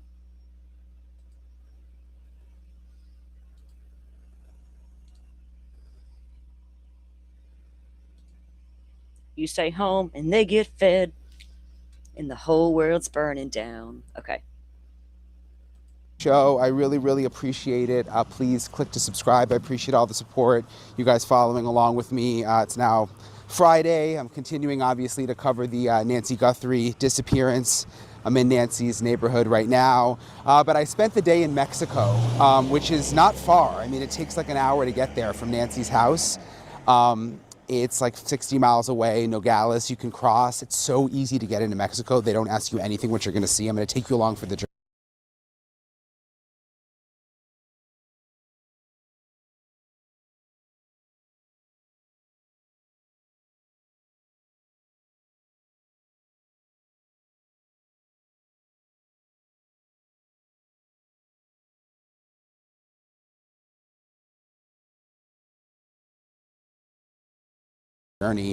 And there's been a lot of questions about whether Nancy could be. I was on mute, wasn't I? So when he talks about getting to the border, and we wondered, you know, is it easy to cross the border? Would it be risky to take a victim across the border? Depends on your circumstances, right? And Brian's going to show that you can get there by car or by foot, and just how easy it was to get over there. Now, also keep in mind, what if they don't have Nancy in Mexico? They could have went to Mexico and got what they needed and come right back, walked right across the back, and just walked right across the border with it. Well, let's let it play. In Mexico, we confirmed through FBI sources that the FBI has been in contact with Mexican authorities about the case. Mexican law enforcement has now responded, and I'm going to get into that in a minute, but is it frozen for y'all? Hold on, let me check something. Let me clear that and go back and look at what you guys can see. Okay, got it. They say that there's no evidence that Nancy's in Mexico, but I mean, you just can't, you know, write it off. I mean, again, Mexico is so close. You just go south and you're there. So I wanted to go across the border. I was surprised by what I saw, and I wanted to take you guys along for the journey, and then I'll get into other updates in the case in this episode of Brian Enton Investigates. All right, so we're on our way to Mexico from Tucson, which is a really very simple drive on Highway 19. There's a checkpoint along the highway when you are leaving Mexico, and I actually went through it the other day when I went down to Rio Rico when there was that like that false alarm. We think it was a false alarm when the guy Carlos, when they searched his house and detained him. So when you're coming back, there's a checkpoint where CBP stops you and they have dogs and they, you know, sometimes attempt to ask you questions. But when you're going to Mexico on Highway 19, it's very, very simple. It's a straight shot. It's like an hour from Tucson. So we're getting close now to Nogales, which is the border town right on the border where you can actually cross in. This is, you guys know Mo. Say hi, Mo. Let's go.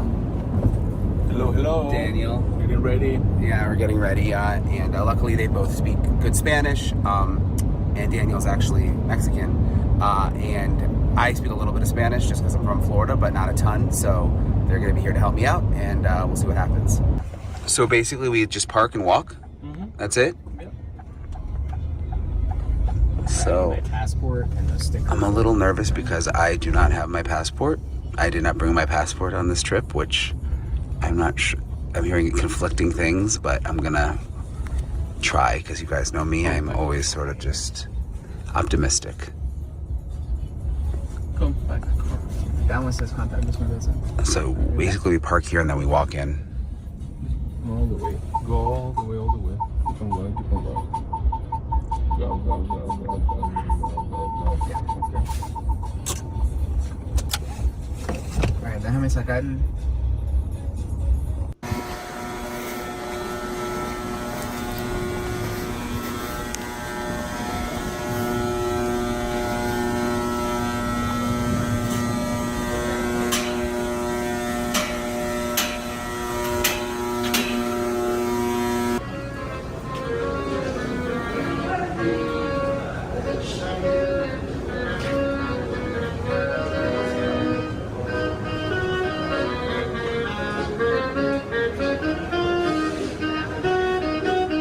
That quick, that easy, that simple.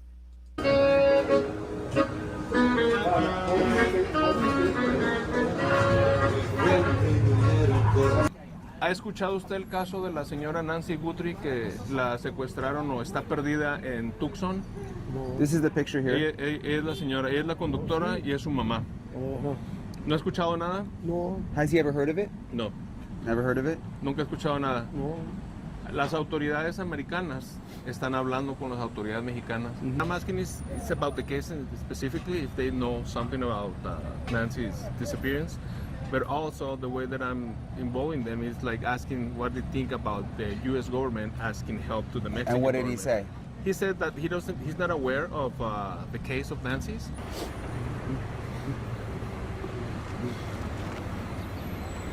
Buenos días. Una preguntita. Somos de un canal de noticias en el otro lado. Estamos haciendo un reportaje acá en México preguntando sobre la desaparición de la señora. ¿Has escuchado algo de este caso? No, la verdad ¿No has escuchado? Es la mamá de una conductora de una cadena de televisión. Vive en Tucson. So what did she say? She haven't heard about the case, but she said that things like that can happen, that it's a sad situation, and suddenly it's like we're so close to the border again that it can happen. But she heard nothing about it. But she don't know nothing about It could happen because they know. Now, what if there was an American female accomplice? Would it be suspicious walking an elderly lady across the border? Your mama, your granny? the case at all. Okay. ¿Todo ese tiempo? Dígame. Somos de una cadena de noticias del otro lado, americana. El compañero no habla español, lo voy a ayudar a traducir. ¿Ha escuchado usted el caso de la señora Nancy Guthrie, que es mamá de una presentadora de noticias allá en Estados Unidos, que está desaparecida? No, ¿No ha escuchado nada? nada. So what did she say? She said that she's not aware of the case and that she does not know any other cases of people Thank you, Butterfly, our translator. being brought here to Mexican side from the American side. Una de noticias de lo americano. Y estamos trabajando. Hay una señora. You have the picture? Yes, yeah, I have the picture. Ahí está la mamá de una presentadora de noticias de la cadena. Ella es la mamá. Ella es la presentadora de la cadena de NBC. La mamá vive en Tucson y está desaparecida. Están pidiendo la ayuda. ¿Has escuchado de algún caso de gente que hayan traído de allá de Estados Unidos para acá? No has escuchado nada. What did he say? He said that he hasn't heard about the case just yet. He don't think it's possible. It's kind of hard to bring people to the Mexican side. Why do they? He's the second one who said it was hard, but when we walked in, it was easy. What do they mean Es by lo que that? sí es cierto. Regularmente cuando vienes en carro nunca te preguntan quién eres ni te piden documentos para cruzar a México. No. Muy difícil, ya cuando te ve. Bueno, depende, ¿no? Depende cómo te ve el oficial que está de este lado. O sea, What is he saying? He's explaining why it's hard for someone to bring because it won't be easy for you to bring someone with the eyes cover or, you know. They're not walking across the border with their mask on. I'm going to walk across the border with my kidnapping gear on into hot-ass Mexico and take a lady with me. That would be a little hard. Yes. And that will be But it wouldn't if you had a female American accomplice. Or is she the mastermind? a red alert for the officers that are there. Normally they don't ask for any document, but they're watching who's coming. Yeah, and maybe an older lady too. Yeah, so if they see something suspicious, then they may stop you. But could it, if they had you in the car, in the trunk or Si se something? la traen escondida en la cajuela, solamente se da, yo creo. it can happen, but it will be It hard. would be hard. You run the risk of having a random check on your vehicle if you're coming in by car. That was my biggest concern. Was that I know they're probably not going to stop and check every car. They got to get a vibe or maybe feel a suspect, if they suspect something. Now, coming re-entry from Mexico to America is very, very different if you're coming by car. If you're entering by foot, not so much, obviously, because Brian slipped in and slipped back out with not even a passport. But I don't think knowing they can get over by foot opened up a whole new world to me, because I knew already it was risky to take her in by car, especially if you looked suspicious. But if you have an American female in the car and an elderly American lady, is that suspicious? Yeah. Porque otra forma, pues. Yeah, there won't be other way. Yeah. Like maybe like that to put someone on the trunk, but if Butterfly, what makes you think they wouldn't make her walk through that turnstile? What if they already got her a cane? Canes are $12 at CVS and Walmart in my territory, my part of the wood, my neck of the woods.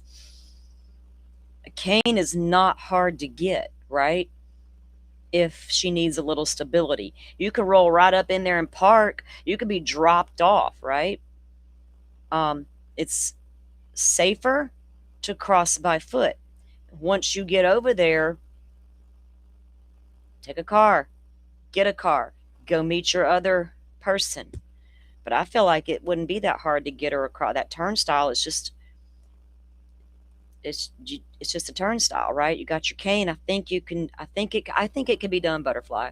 I don't know that they care about Nancy's comfort as much as they care about getting in and out without being suspicious. And if you tell this old lady, look how easy it was for me to take you, don't think we don't got somebody watching your daughters. Is she going to draw attention, or is she trying to... We hear stories all the time about women, or I have, because I pay attention, women who were locked up and held captive, and how they became their own saviors by forging a quote-unquote relationship with their abductor or kidnapper. Because that's a survival skill, right? Survival skills. She could have been nowhere near Mexico, but I can't take it off the table. I've never took it off the table. I don't know why people would just disregard it like it would never even be a possibility. you bring someone sitting. I know you haven't discarded it, Butterfly, but I'm trying to work through how we would get in there, and I don't think it would be that hard to take her in through the turnstile, especially if you got her a cane before you got there. And think about this. If they cross that border within hours or within days, nobody in Mexico is going to know about Nancy's disappearance at that point. It's 3 weeks in, and you got 3 people so far who don't know anything about this story. So no one's going to suspect a thing. On the car. I mean, obviously, the most common thing will be for that person to ask for help. Yeah. So unless you're covered or something, but that will cut the authorities' attention. Yeah. So, yeah. Okay. Sí, porque te digo, es muy difícil porque aparte hay cámaras. Si tú pasas de allá para acá, todo está, la cámara te está. Okay, there's cameras on the bridge, so I mean on the port of entry, so they can. I've seen the footage. You can go watch those cameras, and it's just cameras trained on, and you just see cars coming and going. Can tell you who's in the cars, especially at night. Did they drive through in car and not get stopped? Damn well could have. Be checking the camera. And we would have not known Nancy was in that car, especially if it was nighttime. Hence, the FBI has no leads that we're aware of. Also, so Yeah. that's what they say that is not. Try to figure out why the FBI's got no leads. Right? You would expect them to make a mistake or to be seen on a camera, unless we're dealing with a smart enough individual that knows I better go at night when it's dark and the camera may not see. And if we aren't suspicious, we may not get stopped. Who knows? And if you're used to crossing the border, going back and forth, it's just par for the course, part of your daily stuff. Not easy. it's not only that they don't ask you who you are, but there's officers looking at people and there's cameras all the way recording all the time. So yeah. Si pidieron a las autoridades mexicanas, también puedes checar ahí al norte. Yeah, that will be one of the tools. We don't know that the border wasn't notified, how Hawkeyes, and if it wasn't, it would be Nanos' fault. Look, the second that first TMZ, I know everybody, no, let me forget that I just said that. The first letter that went into the local TV stations. FBI is not stupid. Let's hope they're not as dumb as Nanos. They're already looking across the border, but they're not going to tell. FBI is not the ones telling us anything. It's Nanos. I feel like the FBI is smart enough to put it together real quick. Hey, we're super close to the border. And the minute that ransom letter come in, if they didn't look toward that border, I've lost all faith in the FBI. All faith in the FBI, Federal Bureau of Investigations.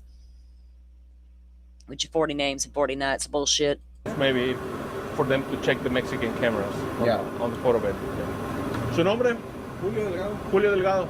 Muchas gracias. So we've seen a ton of pharmacies since we came in. There's a big one here. Yeah. So you can get pretty much anything? I mean, they still... And do we need to be told by the FBI we're looking there for us to believe they are or aren't, right? Because they're never going to confirm anything to us.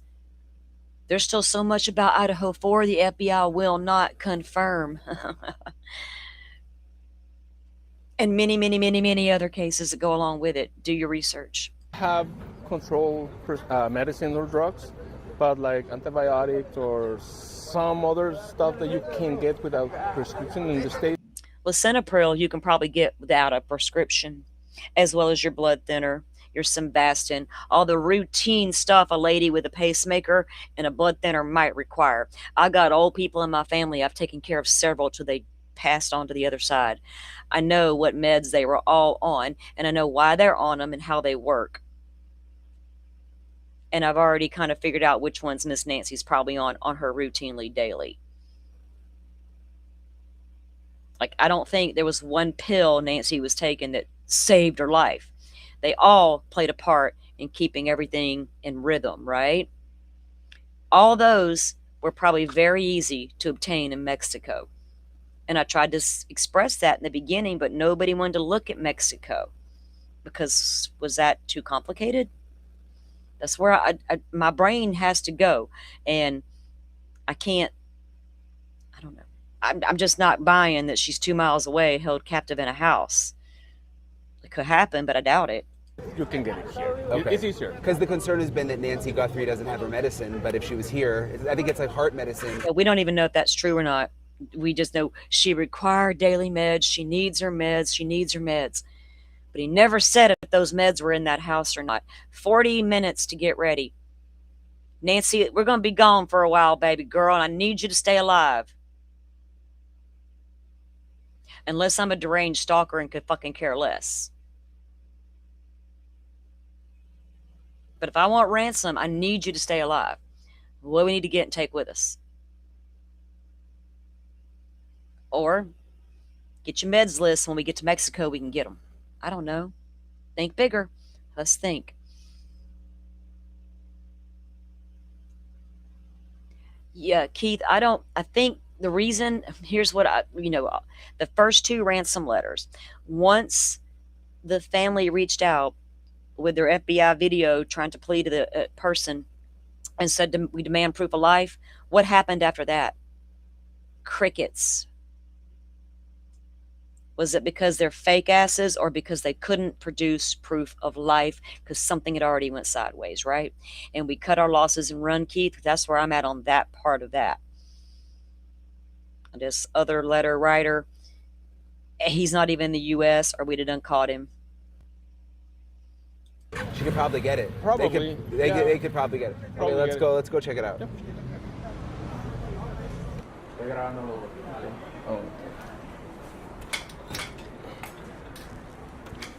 ¿Hay controlados?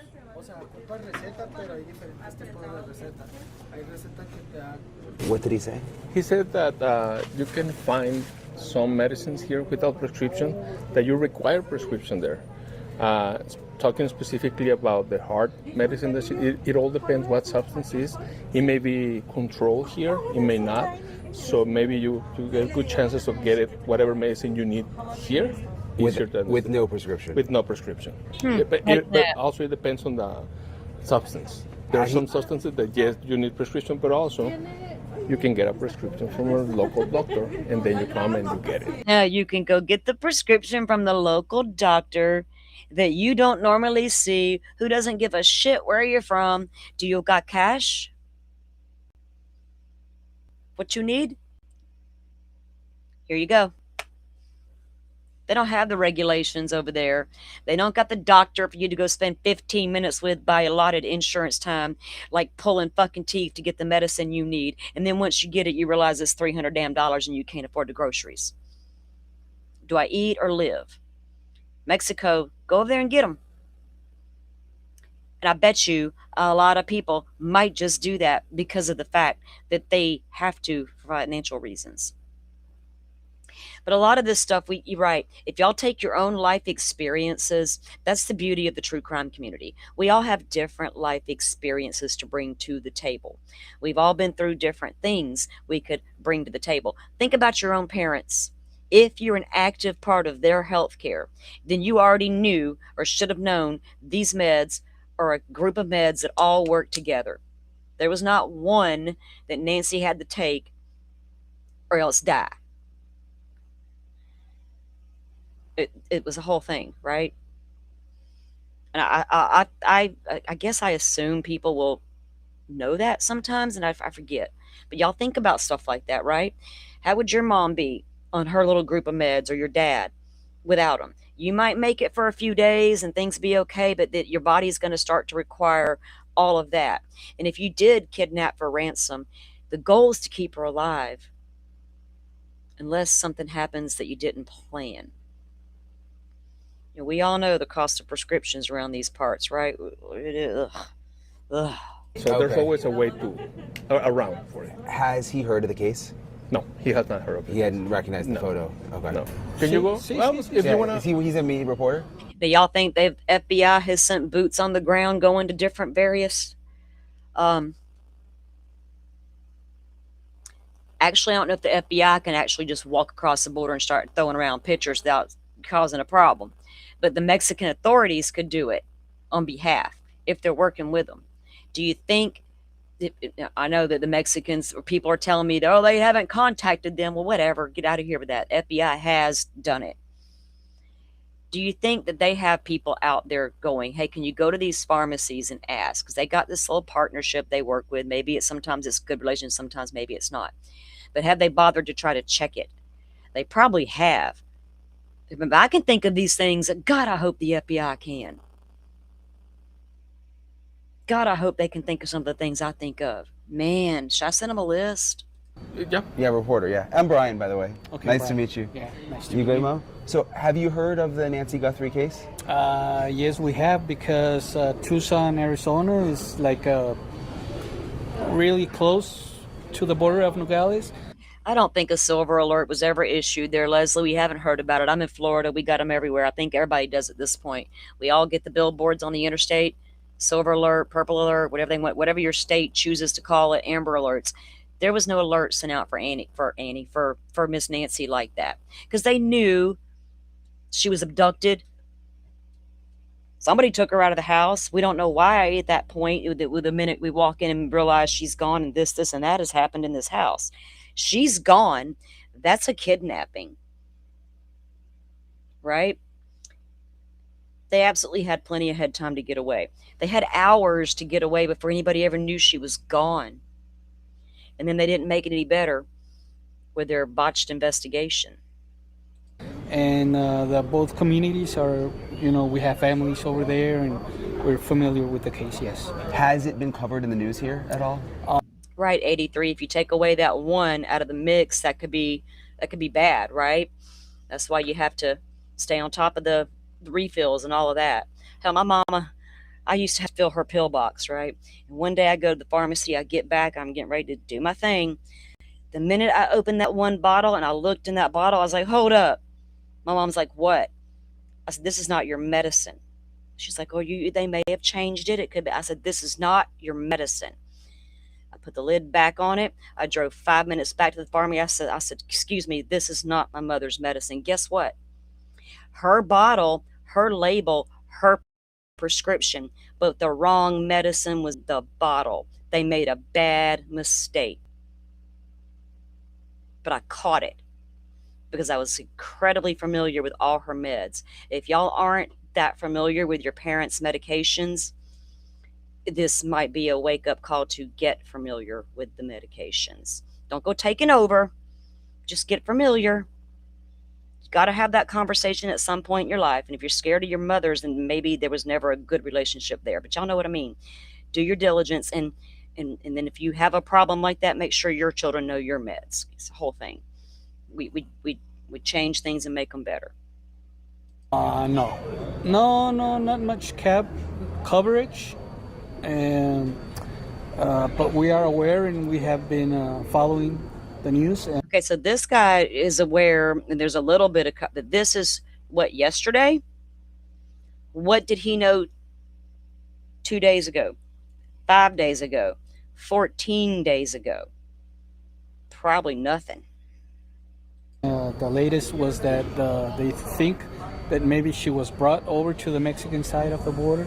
So that's where we are at. Yeah, we were just talking to people and no one seems to know about it here. No, because we see the news from Tucson and we know about the case, but if we as media try to get information from the officers, the local police, I mean, they send us to the PIO, and it's really a lot of trouble. Oh, a lot of trouble getting information from the Americans to put out on their missing person? Is he going through Nano's office? Wow. That doesn't surprise me at all. So what we do is maybe we get the info from different outlets, news coverage, but we don't get official statements from local police and even less from the FBI. How easy would it be to bring someone in, like if you had kidnapped someone? It's very simple. I mean, I don't know anything about kidnapping people in the United States and bringing them over, but if the local authorities aren't on alert searching for somebody, I mean, thousands of people come across the border walking and even on vehicles. It's not until they have the alert of somebody missing, they start looking at the camera footage and they can see if the person came across on foot or on a vehicle. They can see it, but they don't look for it until they know of. So I wonder how many cameras, if there's a camera on the turnstile where you walk in, how long does it retain footage? And are the FBI working with the Mexican authorities to try to review that footage? God, I hope so. Because you got to rule it out that they went to Mexico or that there's anything to do with Mexico. But to sit here and say, oh, it's not, there's salty, they'd never go to Mexico. Yeah, because staying here makes a whole lot more sense. Like, it could go either way, and why not? Right? I don't get people can be so closed off to the idea that they went to Mexico, especially if it got heated here. Here's the thing about criminals. If it gets hot, they're going underground and they're laying low. They don't want to get caught. I'm not going to parade themselves all over town. Here I am, coppers, come and get me. Let's see if we can get a high-speed chase going. Hell no. They're going underground. They're going into hiding. They're going to be as inconspicuous as they can be. And they don't mind sitting still for a hot fucking minute waiting for the heat to dissipate. They request help, yeah. I wonder if they've started looking for this. I wonder too. Yeah. But they won't tell anybody. I'm kind of surprised it's not on the news more here. I know, right? No. I don't know. Maybe it's because I told you that it's really hard for us to get official information from authorities. Yeah. Well, thank you so much for talking to us. Appreciate it. What's your name? He's like, we don't have all that streaming stuff here, sir, where we just talk about it all day. We just need information to get it out, right? And it's what you want. Because what if someone did recognize Nancy, and because they saw it on the news, they're like, well, you know what? I did pass that lady on the street. I did have an interaction with her on the street. Because again, if Nancy's okay and Nancy is trying to survive, look how Elizabeth Smart did that for 9 months and she was a teenage girl. A teenage girl had enough sense to know, I gotta try to keep myself alive. And if you listen to Elizabeth Smart talk about her 9-month captivity, you'll see what I'm talking about. You got to develop a relationship with them to try to save yourself. Was it Megyn Kelly or was it Banfield? One of them did. When you come across, just like on the cruise ship, when we got back, getting into Mexico off the ship, no big deal. Getting back on, we're x-raying all your bags. And that's when the guy got caught with that giant scuba knife that he got on the ship with in the U.S. and they didn't catch it. But that one diligent lady right there, he was right in front of me. She caught him. He's like, that's my scuba knife. She's like, well, you're not getting it back until the end of the cruise. He's like, oh, damn. X-ray machine caught it. X-ray machine caught my daughter's water bottle in her bag trying to get on the ship, that we had to pull to the side and go through a 30-minute search my teenage daughter's bag to find a water bottle. Yes, they will x-ray even the cars because they're looking for smuggling people in. They're looking for all the drugs. Hell, we had a semi got pulled over here in Florida recently, just the other day. And when they popped the back, whoa, buddy, all that marijuana was just all back in there. You know what I mean? So yeah, they're not looking for kidnapped individuals. They're looking for the drug smugglers and the human traffickers, right? But yes, they x-ray it. But we're talking about going in and out of a turnstile, y'all. If they took her to Mexico, they haven't brought her back yet. It was a one-way entry until we figure this out. Possibility. I don't know. Omar?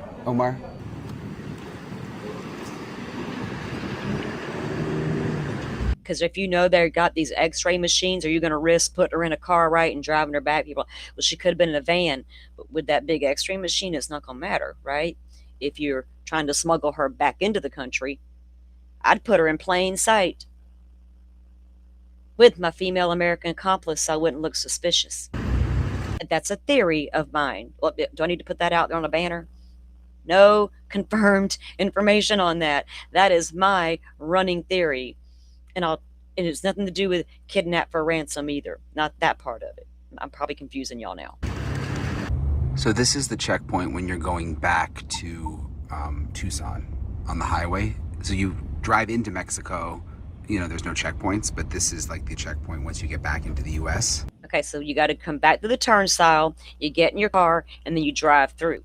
Now, again, daytime cameras might see something, but what about those night? I don't know. If they took Nancy to Mexico, they have not tried to come back in with her yet. 12 hours, we could return her. Can you? Where they pretty much stop everybody. Again, this doesn't happen on the way into Mexico. So it was super interesting. Okay. So y'all know where to go find Brian's content if you want to watch that whole video. But I wanted to look at that with you guys and see what you thought.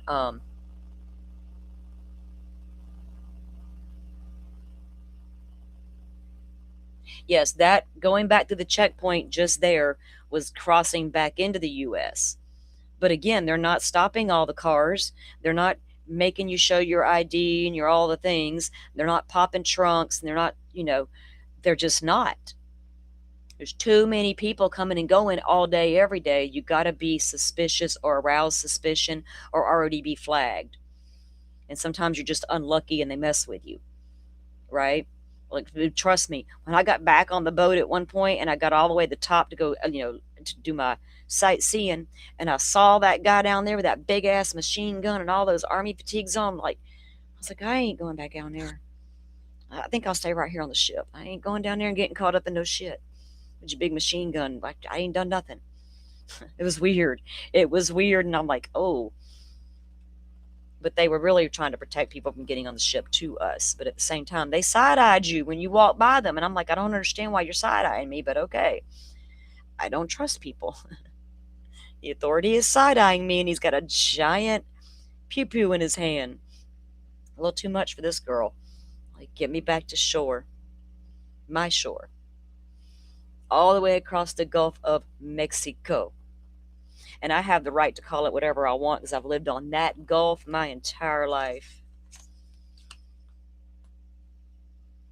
It's always going to be the Gulf of Mexico to me.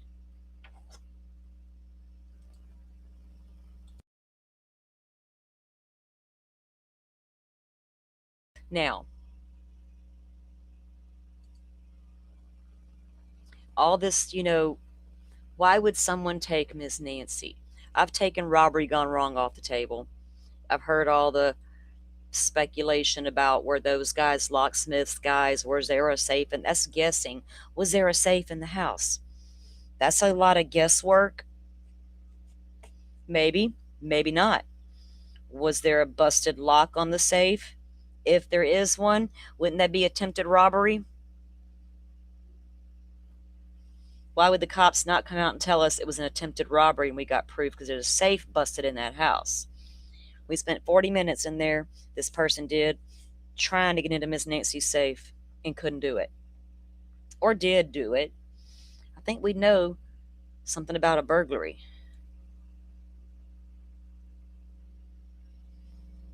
I don't know what those two guys were doing, no more than I know what the guy on the ladder was doing to the camera.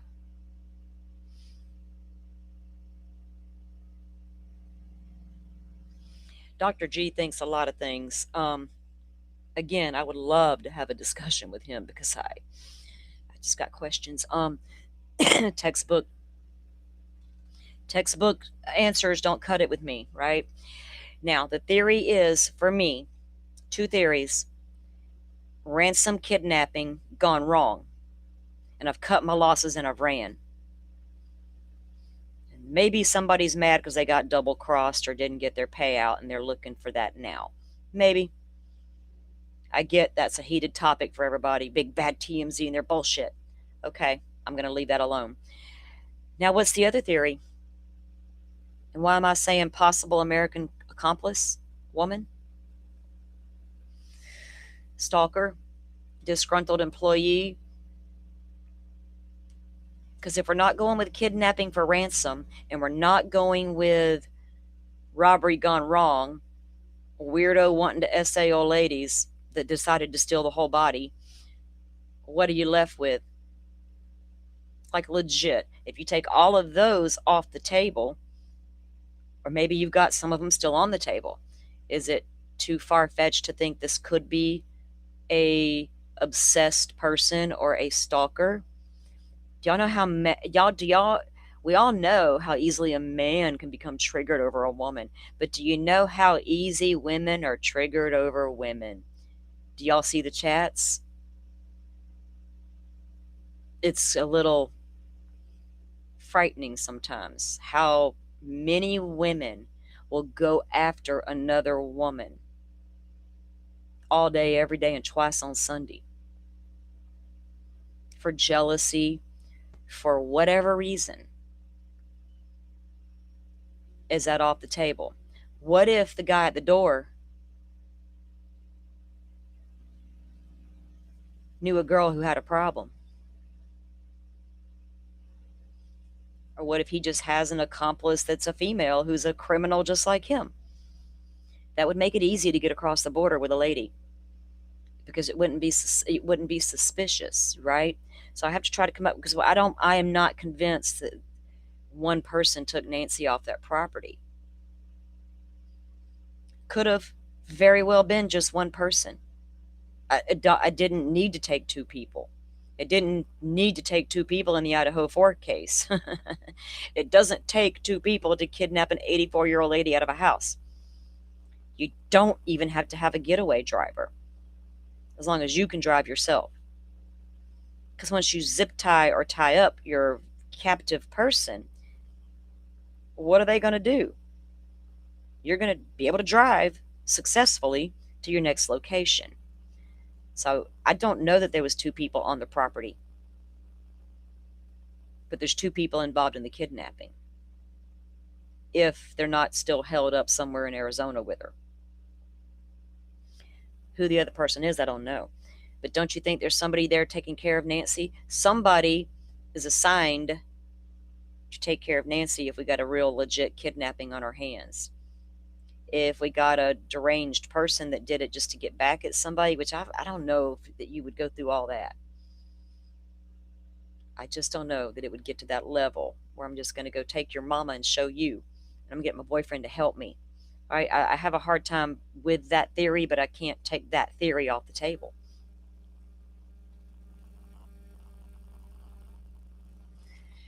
Annie, y'all please be aware that I know Annie's not walking across that damn border unassisted. Do y'all know how easy it is to get a cane at the CVS?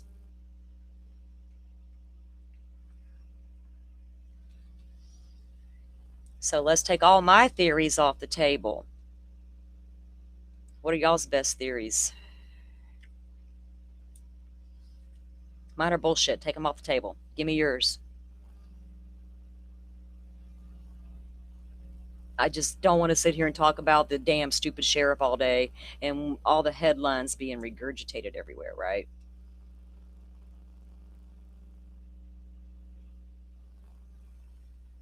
Some men will do whatever for a woman. Just like those women are willing to do whatever for a man. We see it time and time again. Look what just happened in the Tepe case, y'all. That man walked right up into her home, her safety, her sanctuary with her new husband and shot them both dead. Because he felt some type of way. Right? But we're going to, it's so easy. And women, y'all know a woman like that through your life at one point, right? I mean, like, look, good Lord, that's a wild one. You can't even speak to her man in public without her wanting to jump down your throat thinking you want the damn guy. I don't talk to many people's husbands, because them bitches be crazy. You spoke to my husband, you must want him. No, heifer, you can have at it. I just was being friendly and polite and nice. But okay, weirdo. Like, it's that easy. It is that easy to trigger some women. Now, is a man gonna be upset about a job, or more or less, or would you be more inclined to think a woman would? Now, if it's a obsessed stalker type thing, I'm more inclined to say a man would be the one doing that. I don't know. Theories are crazy, right? Maybe they didn't go to Mexico at all. Maybe they're still right there in Tucson, or went to another part of the United States. But I feel like there's something weird going on with these letters, because they haven't caught them. And I don't care at this moment if the letters are real or not. Trying to find out who wrote them is important. And they haven't been able to find them. That tells me a lot. That tells me they're not in the U.S. Even if the FBI has found out who wrote the letters, especially the second batch coming to TMZ, right? They're not smart enough to cover their VPN and their tracks as the original letters were. If they know who it is, we can't just walk across the turnstile and slap some cuffs on their ass. We have to work with the Mexican government to make that happen. And the Mexican government's going to say, well, do you have any more evidence?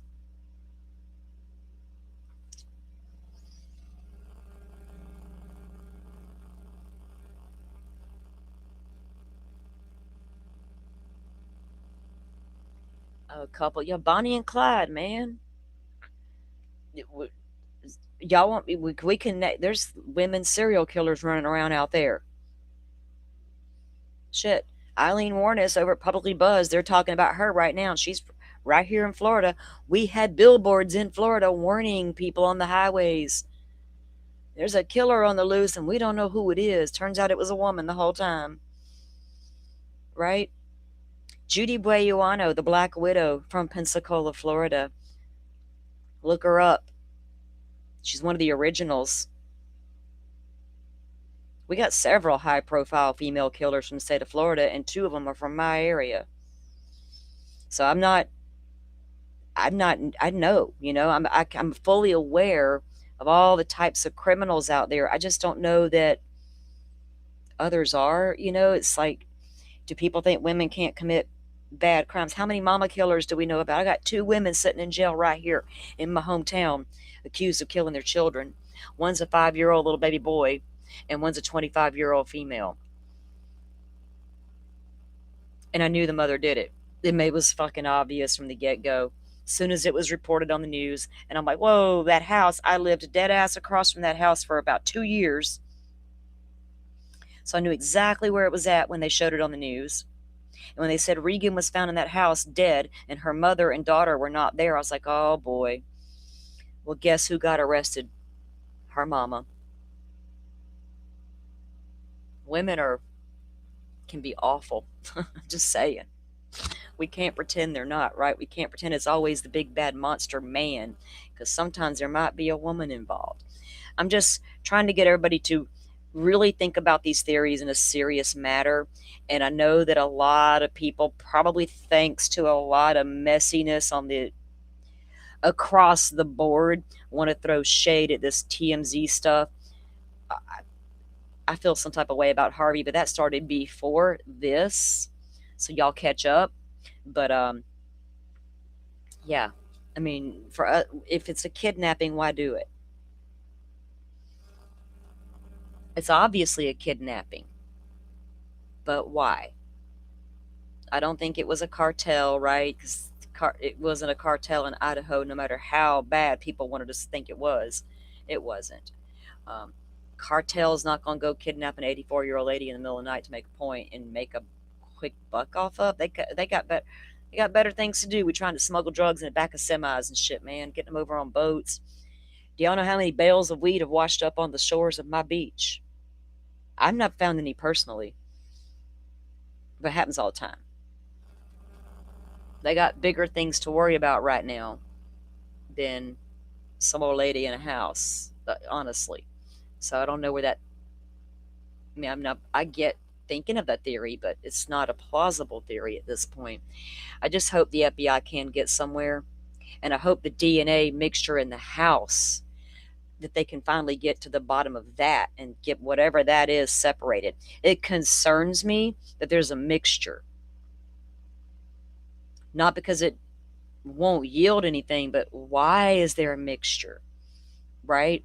I have to ask myself why. Why not completely separate? I know why there was a mixture on the sheath, duh.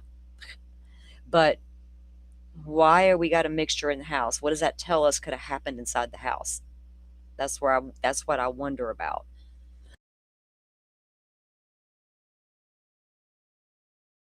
But if y'all have any serious questions, like legit serious questions, think about your questions, go over and drop them in Enton's tweet that he's got out. And maybe they'll get asked. And, maybe they'll get answered. Who's he going to ask the questions to? Does it say? Or he's just going to try to answer based on what he's learned over time, right? Different things he knows. Because nobody knows anything at this point. And didn't they say that somebody said this morning the sheriff wasn't going to be talking for a few days? We're like, oh, thank goodness. Thank goodness. Because you're causing a stir on the internet, sir. And you're distracting from poor Miss Nancy with your BS.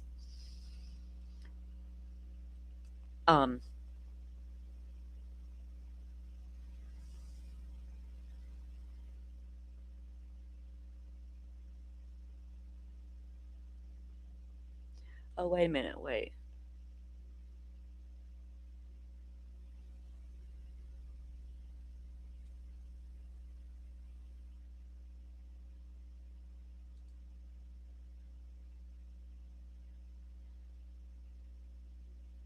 I was reading a tweet. Sorry, it's totally unrelated to this case.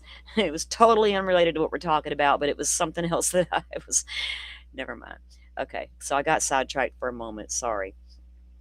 I don't see any major updates, and there's not like I'm not going to sit here and troll everybody and see what all the headlines are saying because I don't think they're going to tell us anything different um, until we get some movement in the case, like real movement. You know what I mean? Um, and we don't know what the FBI is up to with that. If they made any progress on their Walmart searches for clothing, if they made any progress on this holster purchase situation, if they made any progress on any of the gun shops they visited. Um, it's doubtful a criminal with this type of intent bought that gun legally. Maybe if they're that, that, but I just don't know if that was be the case. It's worth looking into, but there's nothing, there's no bullet casings recovered, none of that, right? So I think they were just looking at all leads, if they really got all these holster purchases, then I don't know what. Hang on. Hang on a second.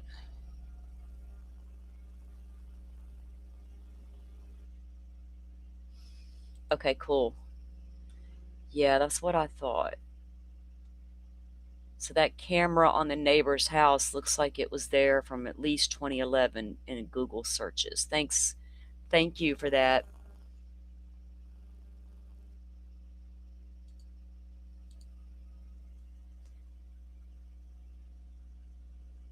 That one shows one above the garage. I can't really tell in this picture.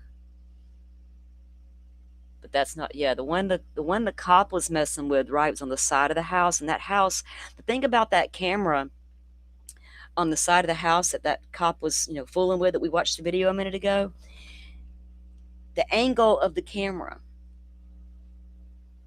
it didn't appear to be pointing toward the road. That was the only thing that threw me off about it.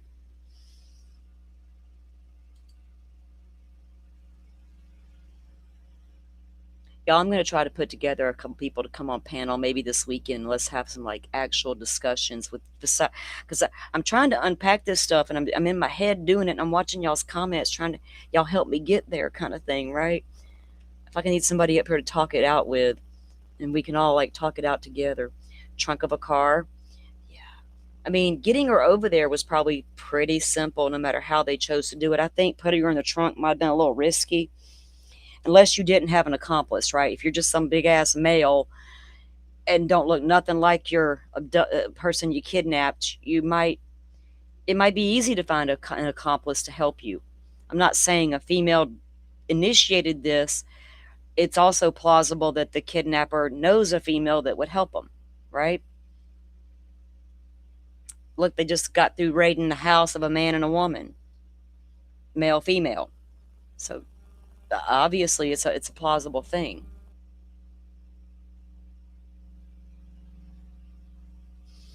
Let's see what y'all are saying in chat. Let me catch up with y'all.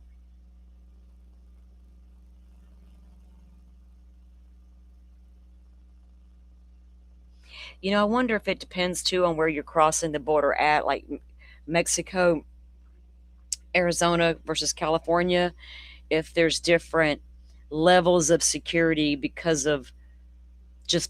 I don't know much about all that border stuff. I don't even pay attention to all that news. For decades, this has all been going on. We've had issues at the border since I can remember, to be honest with you, especially when it comes to crimes and going and getting people and bringing them back to the U.S. and trying to go there to investigate these suspects. It's always been a challenge. I mean, it always has been.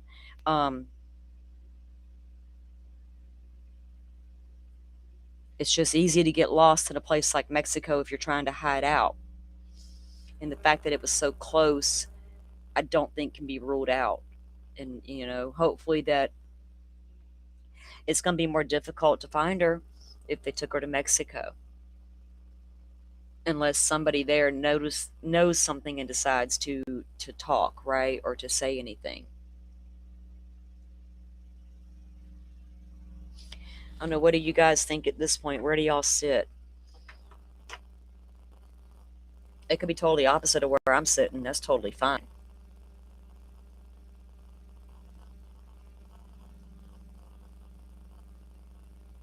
It's like a fishbowl of cheerleaders. Yeah, women can be brutal to each other. They really can. And I've never been that kind of woman that was jealous if you spoke to a man. Like, I could care less. If he really wants you, then we ain't got a strong relationship to begin with. And thanks for opening my eyes. But you speak to their man, and holy shit. How many times have y'all heard them women say, "My man is cheating on me. I'm gonna whip her ass." I'm the woman that's like, her ass. Fuck, let me push her out the way because I'm going straight for him. I never understood that in my entire life, especially as an adult woman. I'm like, what are you doing right now, honey? You only want to whip her ass? Are you serious? Well, that'll stop him, won't it? Let me kick her butt. That'll show my man. He won't do that anymore. That has never made sense to me. So I can't take off the table some weird jealousy woman thing. If we're going to go with a stalker type kidnapping thing, right? Who would want to do that? Either an obsessed man or a mad woman.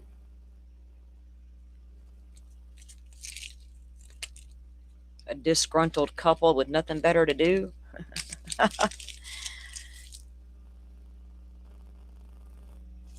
Well, the only person that appears to try to be talking, Rachel, is the guy writing letters to TMZ, and nobody's wanting to listen. Except me. I'm clocking you, buddy. Whether you're real or not, I want your ass caught because I think that's disgusting what you're doing if you're fake. And if you aren't fake, you're even more disgusting because you're slime. I'm sorry.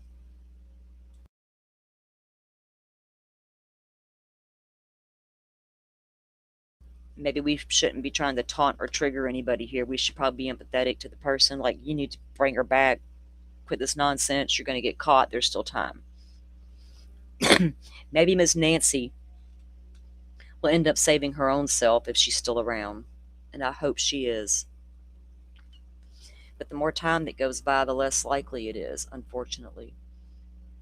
It's just so odd that they can't get one solid lead. Maybe they do, and we just don't know about it. But if they do have a solid lead, damn, it's hard tracking that person down. Then you got to ask yourself, why is it so hard? We either got incredibly skilled people behind a keyboard, or we got an incredibly skilled kidnapper.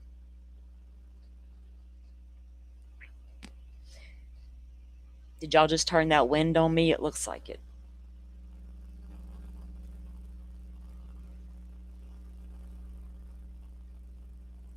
Right, Butterfly? I think that because if that's our theory, if there was a kidnapping, right? I mean, even a stalker situation could have turned bad, but I just can't get past. So did the original? So here's the thing: if the original kidnapping letter was fake, did they honestly think that, well, yeah, we're going to bite and just drop $6 million into a Bitcoin account and not demand proof you are who you say you are? Aside from your little weird, I know where the watch is at kind of thing, whatever that shit was, right? You still have to show, and that's with every major kidnapping case. You are asked to show proof of life, and 9 times out of 10, they show it. This person never reached back out once they asked for proof of life, because we're not going to send anything until we get that proof. That person's never been heard from again, because all these new letters TMZ got are not from that same person. And now this alleged new person has done switched up from the Bitcoin to another coin. And that's a problem. And I'm not going to go elaborate more about that until I know more. I'm having discussions with people from my Web3 world about that and the plausibility of this and why would you switch from Bitcoin to this coin? It's a whole thing. And I can tell there's a lot of people out there who don't know a lot about cryptocurrency outside of the news headlines about it, right? They don't understand how it works. They don't understand the layers and layers and layers and layers of security to hide everything. That is the blockchain. There's fuel involved, there's gas involved, not like putting gas in your car.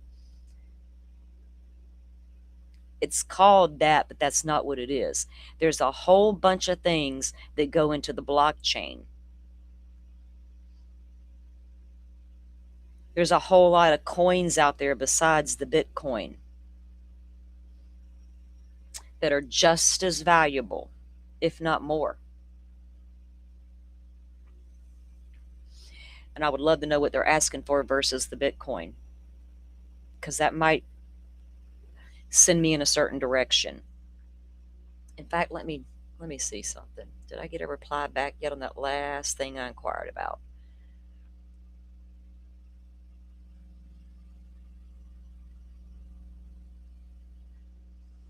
Okay, not yet.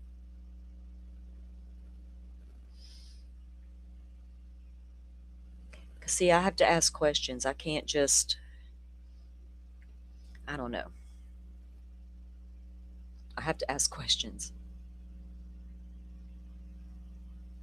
Why send ransom notes and never contact the family again? Because when the family said, show me proof of life wasn't sent. And that person's never been heard from again.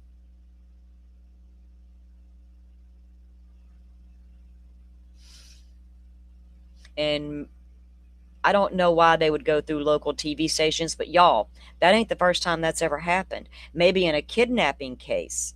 Do y'all know how many serial killers out there legit have reached out to local TV stations and taunted them? BTK did it. Happy Face Killer did it. He signed his shit with the happy face. That's how the cop figured it out. The Green River Killer. I just listened to Nate's podcast a little while ago because I got bored. And I'm like, I got to do something with my brain. So I listened because I'm so interested. I've been following that case and different things about the Green River Killer. Anyway, I was watching the podcast, and when they got a bunch of information, another podcast team did, and they were talking about it, how the FBI did a polygraph on the guy, and he absolutely fooled them. Turns out he was the guy, right? I don't know, Ruth. I hope. I feel like if Nancy was abducted, okay, Nancy was abducted. I don't know if it's stalker or if it's ransom. Can Nancy do enough to keep herself alive all this time? Yes. More than likely. But I don't know, considering her age, the blood on the porch. I don't know what kind of injury she had. I don't know how well cared for she's been since they took her. Don't know if she's gotten her meds or not. It's honestly a toss-up. I have no set in stone way of thinking about it. I pray she is. But with all this time, if you were a legit kidnapper and you're that legit, the first letters were real, you would have provided the proof of life. So I don't know. I don't know why somebody would take her without ransom. If not for that, then for what? Now, if you're a stalker and you wanted to hurt somebody, would you care if the person lived or passed? You know what I mean? We have to wonder about the mentality of the person who took her and what their actual motive was. That's, I got to figure out who actually took her and why. And I don't know any of that. So I don't know if she's still alive or not. It's such a hard call. Hey, Lindsay, how you doing, hon? Welcome in. It's been too long without nothing, right? So it makes me wonder, did something go terribly wrong? And this person's like, I can't show proof. I'm out. Peace out. And will never be heard from again. And if that's the case, Nancy will never be found. If there was a legit ransom situation and something went wrong and Miss Nancy passed away, we're never going to find her or the person who took her. That's where my fear lies. Because if I legitimately kidnapped somebody and was trying to get the money and they said, well, show me proof of life, I'm going to send it. But then again, you're challenging me like, it's AI. Is it real or not? Like, oh my God, we hear body cam. Now we're hearing police audio dispatch and people are saying, is it AI? Like, fuck, really? Everybody's like, embrace the AI, Salty. I'm like, y'all don't see the dangers coming. But go ahead with your newfangled technology that we're all fond of all of a sudden, making cute little babies and stuff. Real babies are cute in my eyes, not in a fake baby. And not a baby with a grown-up mentality. That's a little sick, weirdos. What are you doing? Making AI babies appear as adults. That's not weird. And now we can't trust anything on the internet because we decided to accept this piece of technology 1,000%, no questions asked. And now we're asking questions. Like, y'all created that monster, right? Ooh, welcome to the world. You create the monster, you got to feed the beast. Careful what you feed. Careful what you wish for, right? Y'all ever heard that saying? Careful what you wish for. Anything's dangerous in the wrong hands, isn't it? Everything. I've not used AI to create one thing, nothing, not a stupid thumbnail. I don't use AI to translate audio for the people on the screen. I hope we all got ears and headphones. I don't use AI, period. I want no part of it. I don't need it. I don't talk to it and stuff. I don't have conversations with it. Like that's weird. I'll talk to myself. I can type in and Google stuff, but I'm not like when it first come around, like people are like having all relationships with this AI people. I'm like, what in the world?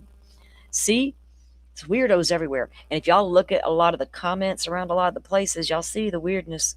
You can see it with your own eyes. And if you don't think some of the stuff you're seeing in chats is weird that people say, and then realize that's the real world, right? These people walk among us with their weird thoughts. We need thought-provoking things and conversations, but your weird stuff constantly, that's society. And that's where we have to be careful. And I do anyway. It's what I choose to do.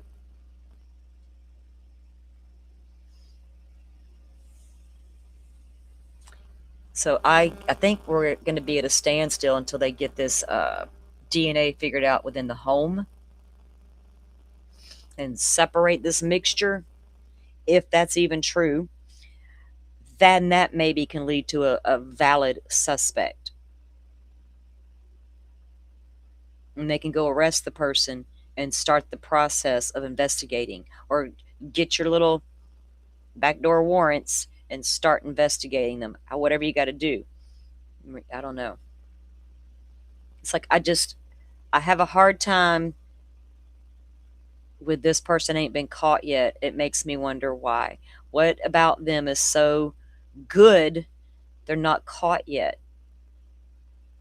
They just got lucky, right? Disposed of their victim if she met an untimely death, and they're just like chilling somewhere in town, hiding with their peeps until it all blows over. Could be, but I think that would be an easy person to find. But then again, you know, everybody on the internet's like, someone's got to recognize this guy, recognize the gait, recognize the eyes. Hell, we had more of that, a bridge guy. Nobody to this day can identify a bridge guy. Not even in court. Not even in court. But people are convinced that somebody out there knows who that guy on Miss Nancy's front step is. I'm sure they do. Don't know if they're willing to talk about it, right? I mean, if you know that person, chances are you already know they're a bad guy. Like, you're just gonna find out today, right? Oh, I didn't even have a clue they was a bad guy all this time. You liar. Randoms just don't all of a sudden decide to be a bad guy unless you're a stalker or a stalker's boyfriend or brother. I don't know, cousin, guy from down the street that's got a crush on you since kindergarten. I don't know. Protect yourself, Butterfly says. Don't let them come in on you. Protect yourselves. You do. You got to, when you see things, go side eye it for a minute, right? Go, where'd that come from? Yee. I do that all the time. I'm like, oh my God, where'd that come from? Y'all know I still, with these blurry photos on the internet, zoomed in, there's a light back here, there's a shadow here. I've got all these weird videos and photos sitting in my inbox from the Idaho 4 case. People telling me what I'm supposed to be seeing. Just like everybody wanted to talk about the ring. The guy's got a ring on. Okay. And the sheriff, I see it too. Do you, buddy? What you see? What do you see? So what if he has a ring on? Is it going to help me identify the person? Can we see the ring to know what kind it is? So we can say, hey, y'all know a guy that wears a ring like this. That's a weird piece of evidence to point out, Sheriff. I see the ring too. I see it. I'll have my people look into it. Boy, the minute he made that call, they're probably like, what, dude? What the fuck? A ring? Okay, Sheriff, you go investigate the ring. We got the rest. That's weird. Again, trying to distract my conversations, right, with that. Rachel's like, what? Me and Rachel are like, what in the world? They talking about a ring. What is that? Vehicle fire. Oh, Butterfly, by the way, did everything work out last night with that fire situation? I just got an alert from a scanner here locally about a fire. It reminded me. I hope everything's okay. She had no fire at her house, people. There was a fire that she was aware of on her scanner stuff, and she was trying to get the bottom of it. Yeah, right, Sarah. Arrest everybody with a ring. Let's put it out there now. Our abductor could be wearing a pinky ring. And the minute that goes out there, guess what's happening? The guy's taking off his pinky ring. He's like, well, fuck, they got my ring too? Possibly my DNA? They done got my face off that camera, and I didn't know that was going to happen. Now they got my ring. They might have my glove.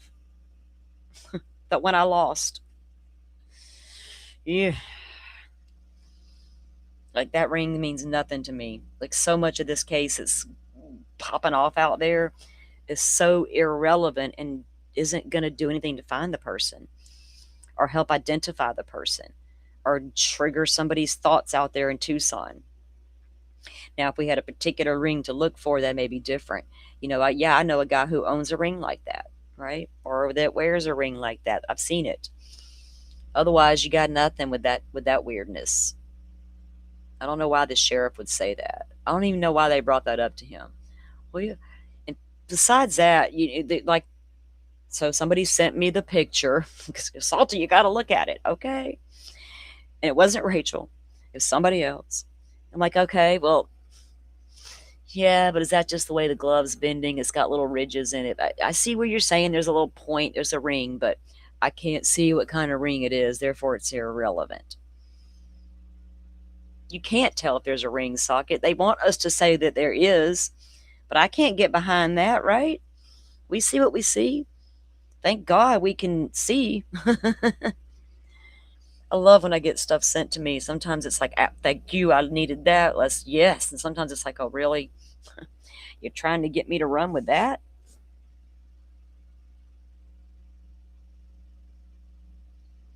Creators can get sent stuff all the time by a lot of people, y'all. And sometimes they absolutely are hoping that you just run with it, that you don't ask questions and you just take their ever-loving word for it. I think a few have found out I'm not the girl.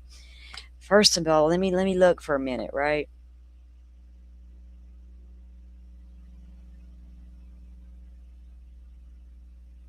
Forrest says, it's a watch. No, it's a cuff. No, it's a tattoo. Yeah, we've all seen the picture of the possible tattoo on the wrist, right? How many people have tattoos on their wrist? I know a bunch of them. I don't have any tattoos on my body, but plenty of folks out there do.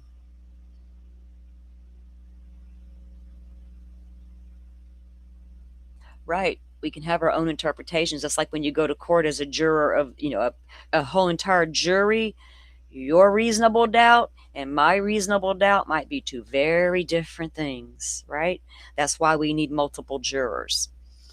We can't leave it to one person or two, because then y'all could fight y'all could fight to eternity over what's reasonable and what's not. It is what it is.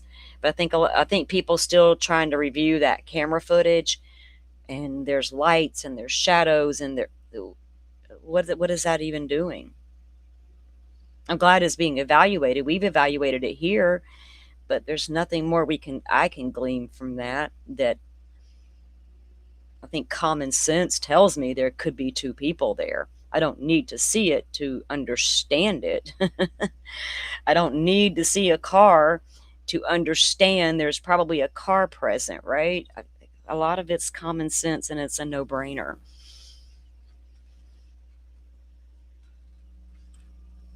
And sometimes I think people just like to talk, and just it is fun sometimes. We all just want to run our mouths. Hell, I do it. But I don't try to get caught up in the, yes, he's got a ring on, right? Yes, they're going to get a name off IGG and we're going to find Miss Nancy because they found this name. It's like, ugh. And when I was deep diving a little bit of the DNA, IgG stuff, looking at DOJ documents, especially the new ones about IgG and the guidelines. Y'all know how many times I ran across Brian Koberger's case being cited because they knew going forward what that was going to mean for that case and every case that came after it. Welcome to IgG, people. It is now a mainstream investigative tool, when before it was a backdoor, we don't want to talk about investigative tool. Now that's all everybody's talking about, and that's what the FBI wants. So they can't be taken down to the Supreme Court for coming at that without warrants. It's we went through these DOJ guidelines in the Idaho 4 case, and those of us who actually deep dove that case already knew what the guidelines were for the FBI. They have guidelines that they don't have to follow. And to get any information out of them, you better do your TUI request first. And then you got to subpoena it, and then you got to hope it's granted. And Ann Taylor, Brian Koberger's lawyer, was granted every bit of that. She was granted more information about genetic genealogy than any other attorney on the planet. Do your research on it, right? But in the end, it didn't matter because the buccal swab matched what the DNA on the sheath said. If it hadn't, there would have been a huge problem. And matching the DNA to the sheath wasn't enough. We still need more, right? And I hope people remember that when they're listening to all the people talk about how IgG is about to solve this case. Maybe it will, maybe it won't. Cece said she's got cases she's been doing 7 years now. A one case, 7 year. Still no answer. So we can't get our hopes up that it's going to be solved the minute they finally get done with this tree, right? I'm sure they got every top person on it. They had them all on Brian Koberger's.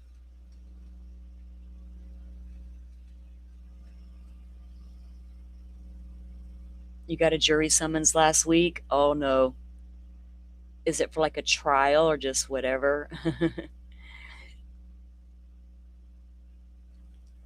I have never been called to jury service. My mom used to get called. I have never have. Maybe they're like, no, she's got way too many questions. She'll keep the jury in deliberation forever if it's not so cut and dry. If it's not so cut and dry, she might be the holdout.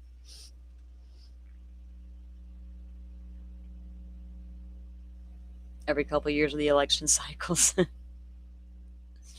They need to hold a new election down there in Arizona. And I hope the people aren't snookered this time. And I hope the people who are funding that huge campaign to do everything they can to keep that sheriff in office, I hope people catch on out. Hope they catch on down there. That's on them. I don't live there. I'm not here to save their little world. That's totally on them. I need to worry about Florida. We got enough strange. Y'all know we had to put up with them Florida man jokes for years. Thank you very much. Apparently, I'm not the one that shouldn't be sitting here side eye. Y'all shouldn't be side eyeing Florida anymore. Ever since Stephon Stearns, we ain't had much going on over here. We've calmed down the Florida man. We're like, dude, calm the fuck down with your tourist ass shit. Go back to where you came from. Florida man, go back to where you originally came from, because you're not one of us, you weirdo. We don't act like that. The bully we caught hell for, it was like everybody's running joke forever. I'm like, well, what about Idaho? Have y'all seen what's come out of there? 3 back-to-back high-profile cases. 3. Do I need to name them? Lori Vallow, Chad Daybell, and Brian Koberger. Then y'all had a lady who throwed her baby in the lake because Jesus said a fish swallowed her husband. Okay.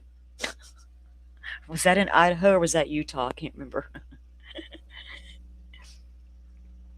I think we got a bunch of weirdos all over the country. We can't forget that, though, right? We do have a bunch of people out in our society who aren't playing with full decks of cards sometimes and are and will be triggered to do something. That guy at the door didn't look like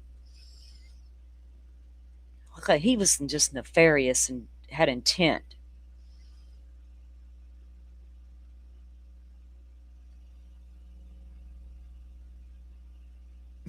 Why are they up? Oh, I'm starting to get sleepy. Why am I yawning? All right, guys, there's not a lot going on out there in this case. Like, I haven't even felt like trolling the Twitters, as all I'm going to see is the same stuff. Unless Nate Eaton's reporting something new right now. I mean, everybody else, I'm even seeing reporters that we've been following along here starting to ask the same questions over again they asked a week ago. I'm like, what? Oh, can we get on to some more questions? So I got to think of some good ones to ask Brian about. Like, I don't want to waste his time with a ridiculous question and make him go, my God. I want him to roll his eyes.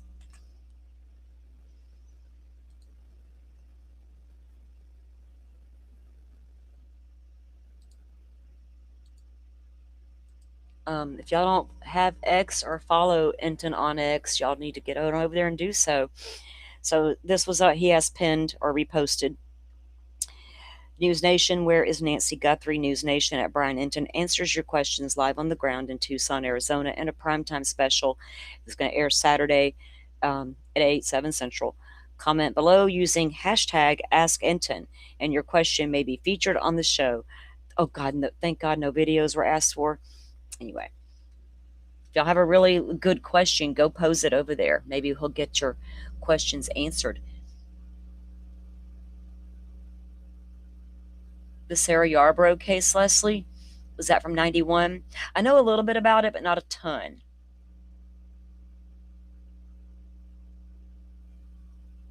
Yes, Sarah. Oh, God, what's her name? It just happened a few months ago. The lady and they're super religion, Amish. Her and her husband were out swimming in the lake. Her husband thought he had to swim for Jesus or something. Anyway, he ended up drowning. Then she thought a fish swallowed him. So she gets her little boy and she gets in a golf cart and crashes, but gets back in the golf cart and makes it to the lake. And before the people could stop her, she had her daughter on the she had her daughter and her son on the golf cart, and she drives them into the lake. But then her older boys are like twins who are 18. So the cops get there. Nate Eaton's got the whole thing. Um, when the cops get there, she's literally standing there telling them that there's a fish in the lake that swallowed her husband. Cops like, ma'am, there's no lake. There's no fish in that lake big enough to swallow your husband. I'm like, okay. Takes all kinds of kinds, y'all. We got to realize that not everybody that we run across in life is going to be totally all there, right? They're just not. Now, Brian hasn't posted anything other than that recent update kind of thing. So that tells me there's probably not been a lot coming down from the trickling out this morning. I think somebody might have had enough good sense to talk the sheriff down off the ledge. And it's like, look, dude, it might be time to sit down and be quiet. Because I think he's only hurting the case at this point. He's certainly giving defense attorneys a lot to think about. Too much to think about, to be honest with you. And that's the scary thing about a good defense attorney. We had one of the best in the country getting ready to go to bat for a boy who killed his parents in California in cold blood.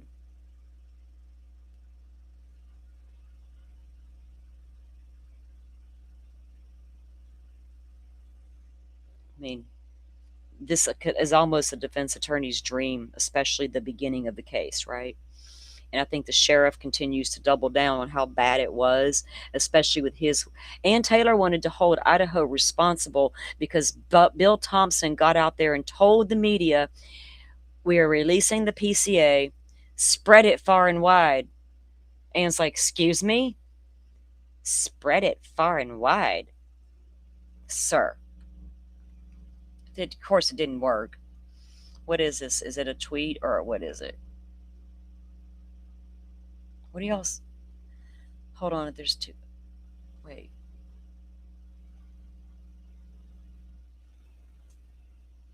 Was that today, Rachel? Okay, let me go to their Twitter and see what they got to say. Because we want to see active searching, active this, active that. I do.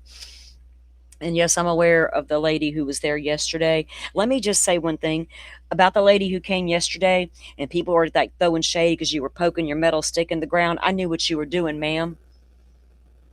It was so obvious what you were doing. She was looking for a shallow grave. And she's got a lot of experience in what she was doing because apparently children are kidnapped in Mexico all the time. And these mothers try to go out and find them together because they don't get a lot of help. What is she doing on the property with her stick? Well, fucking y'all don't care about the pizza man and the flowers. But you got a problem with a lady poking a metal rod, which I don't even, that some of the guys didn't even know. What kind of stick is that? I'm like, damn. And y'all are guys? Okay. She was looking for a shallow grave. There was another lady who came, and while I watched her do her thing, I completely understood what she was doing. And I watched everything she did with intention. And I appreciate you, ma'am, whoever you were. And for those who walk a spiritual path, if you want to go back and review that footage and find what I'm talking about, you go find it on JLR's stream yesterday. You'll see what I mean if you know what you're looking for. The lady setting up a little altar, not a shrine. It was an altar for offering. And if you know, you know. If you don't, you don't. I appreciate what you did there. Way more than some of the stuff I was appreciating. All right, let me go find this tweet. What does the short say, Rachel? Anything that we need to report, or just, hey, update, nothing news come down?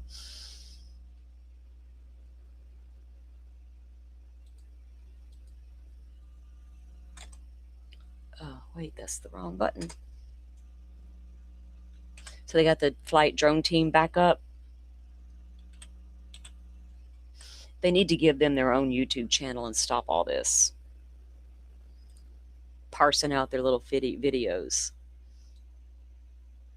They got BTK and, oh my God, Lori Vallow. Oh, they got him, a Creech up there, and they got look, bald-headed Murdaugh. I'm looking at their backdrop on their their banner or whatever the hell you want to call it. All right, wait, what is this? Okay, let me pull this up. Well, isn't this standard protocol? I mean, we know they looked at landfills in the Sebastian Rogers case. Landfills are normally searched routinely in investigations. Hang on, I gotta adjust my screens here. Hold on. I haven't even read the tweet yet. Okay. A private helicopter flew what appeared to be a comprehensive search pattern. A private helicopter? Where are you getting this from? A flight team is up above the Los Rios landfill in Tucson. A private helicopter, not a police helicopter, flew what appeared to be a comprehensive search pattern over the area earlier today. PCSD says it has not been advised of a private helicopter assisting. Yeah, I don't even know what the hell that is. That don't mean nothing, right? No, if it's a private helicopter, there's no private search party out there. Savannah hasn't hired private search people. FBI is not going to hire private search people. If the FBI had any indication they were at a landfill, they would have scoured a landfill already.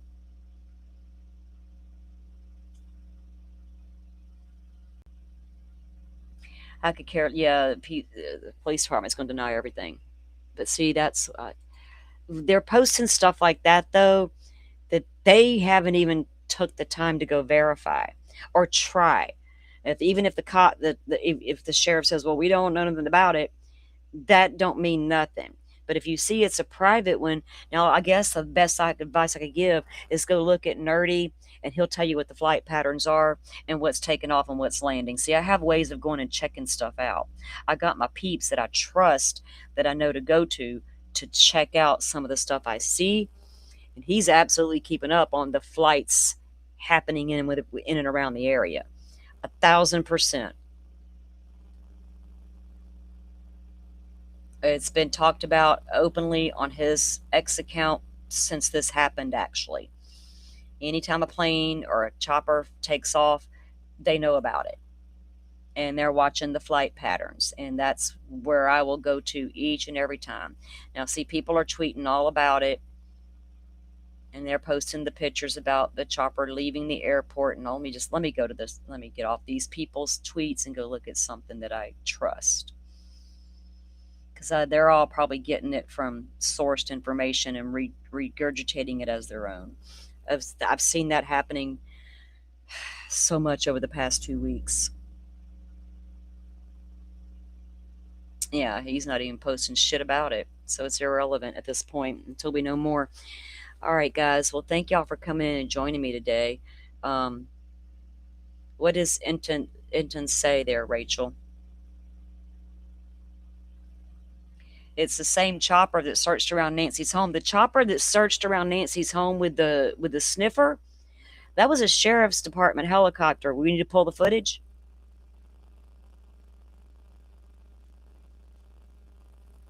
Same ID. Where you? It said sheriff's department painted in big letters on the side of it. So did somebody say that on a tweet? Same ID? I got to have more information, because I know the video Brian and everybody else has shown of that helicopter flying over Nancy's low and slow with the sniffer was absolutely a sheriff's department helicopter. I don't even know where I got the footage saved right now, but I'll be glad to pull it up to show everybody it was not a private helicopter. Fuck, let me do that. Hold on. Do I gotta start turning into a debunking channel? That's a lot of fucking work, man. And I don't know if I got all the patience for that shit, because there's too much. Same ID number. The fucking plane said damn sheriff's department on it.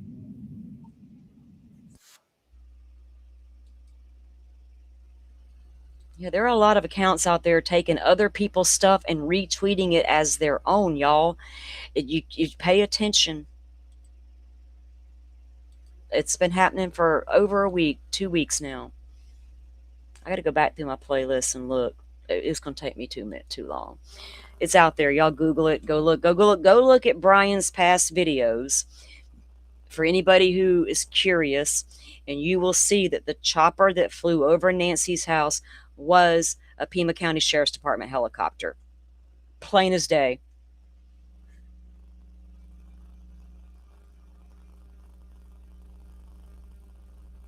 If y'all have any questions, post them on the community tab, and if I can answer them, I will. I don't have all the answers, but by God, I can't with some of this anymore, right? I will literally probably not be live all weekend with this case because I don't want to get mad. And I don't want to have the stupid conversations. Not that is not directed at y'all. It's just like, man, it takes so long to debunk some of the stuff I see and to figure out if this is even worth talking about, right? And it becomes a job after a while, and I'm like, I need a break too. And maybe I just want to go be a part of a community and run my mouth in a chat somewhere sometimes. I really do sometimes. The investigators for the defense team in Delphi are republishing content as if, yeah. Lordy Keith, that's some shit going on there, man. I'm here. I got you. I got my peeps though. I enjoyed coming over to that Kick show the other night. You and Shabugs, y'all are my peeps. I like her. She's my reality show friend. I like her fire. And boy, right now there's a firestorm in there. I'm hoping to get Keith to come up here with us guys soon to have a chit chat. We're trying to work it out. We're trying to get together on a schedule we can get up here together. Yeah, thank you everybody for coming in who did come in today, being a part of the community, being a part of the chat, listening to my ramblings, me being annoyed as hell. I don't always mean to be annoyed. I don't like being in bad moods. I don't like having bad energy. I can damn sure go there in a heartbeat if I need to, but I don't like it. I don't prefer it, right? Because then I got to spend a good hour or two getting my energy back, because I don't want to sit in this bad energy space all day and all night. I'm a happy-go-lucky person. Like the world could rain down around me and I'm going to try to find the sunshine. That's the way I've always been, and I thank God I'm like that. Because if I wasn't, tragedy would have took the best of me.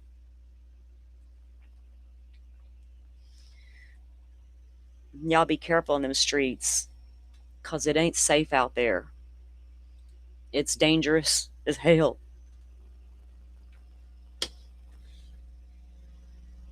If y'all see any breaking news, take it with a grain of salt. Me and the mods will be doing, of course, keeping an eye on all the latest. And if anything breaking happens, obviously, we'll come back tonight. Like, shit you not, if things start going down and we need to come live and talk about it, I'm going to come live and talk about it. If it's tomorrow, I'm going to do it. If there's not anything happening, I might not. I kind of need a break. But I'll be here for it if something happens, because we want Miss Nancy found. Yep, we just want the truth. We only care about the truth. And sometimes we get, we all need a good laugh, and we will say a smart ass comment on a tweet, right, Keith? We are both so good about doing that. I don't always tweet. I don't always even comment. There's a lot of times I keep scrolling because I know, girl, you don't need to comment, because what you're about to say, they may not be ready for it. So I keep going. But sometimes I got to comment. I ain't no better than the rest of us.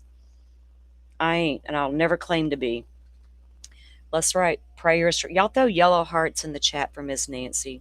Yellow is the sign of hope, right? It really is. And that's why everybody's leaving the yellow flowers and tying the yellow ribbons. That doesn't mean a sign of death and we're giving you a shrine. That means we're holding out hope for you, and we're hoping for the best. Those are who pray, pray for the best. Whatever your spirituality tells you to do. I offered somebody advice yesterday about that, like cleansing their office space. Girl, just crack that window and light that sage and get it on. Get it on. In fact, that's probably a good idea. I need to burn a bunch of sage. When we get off of here, I'm burning sage. When's the next full moon? Because my crystals need to be cleansed. We're in overtime here. My black tourmaline's full of negative energy it's absorbing. It needs a good cleansing. All right, everybody, y'all stay safe out there. I appreciate y'all coming in and being a part of the conversation. Really and truly. I mean, y'all probably hear that from a lot. Maybe there's a lot of creators, if you want to call us that really do appreciate y'all for being y'all and showing up. Not only for me, you're showing up for the victims, you're showing up for each other, and that's a lot. So thank y'all, and y'all keep doing you. Until I see you again, y'all have a good one.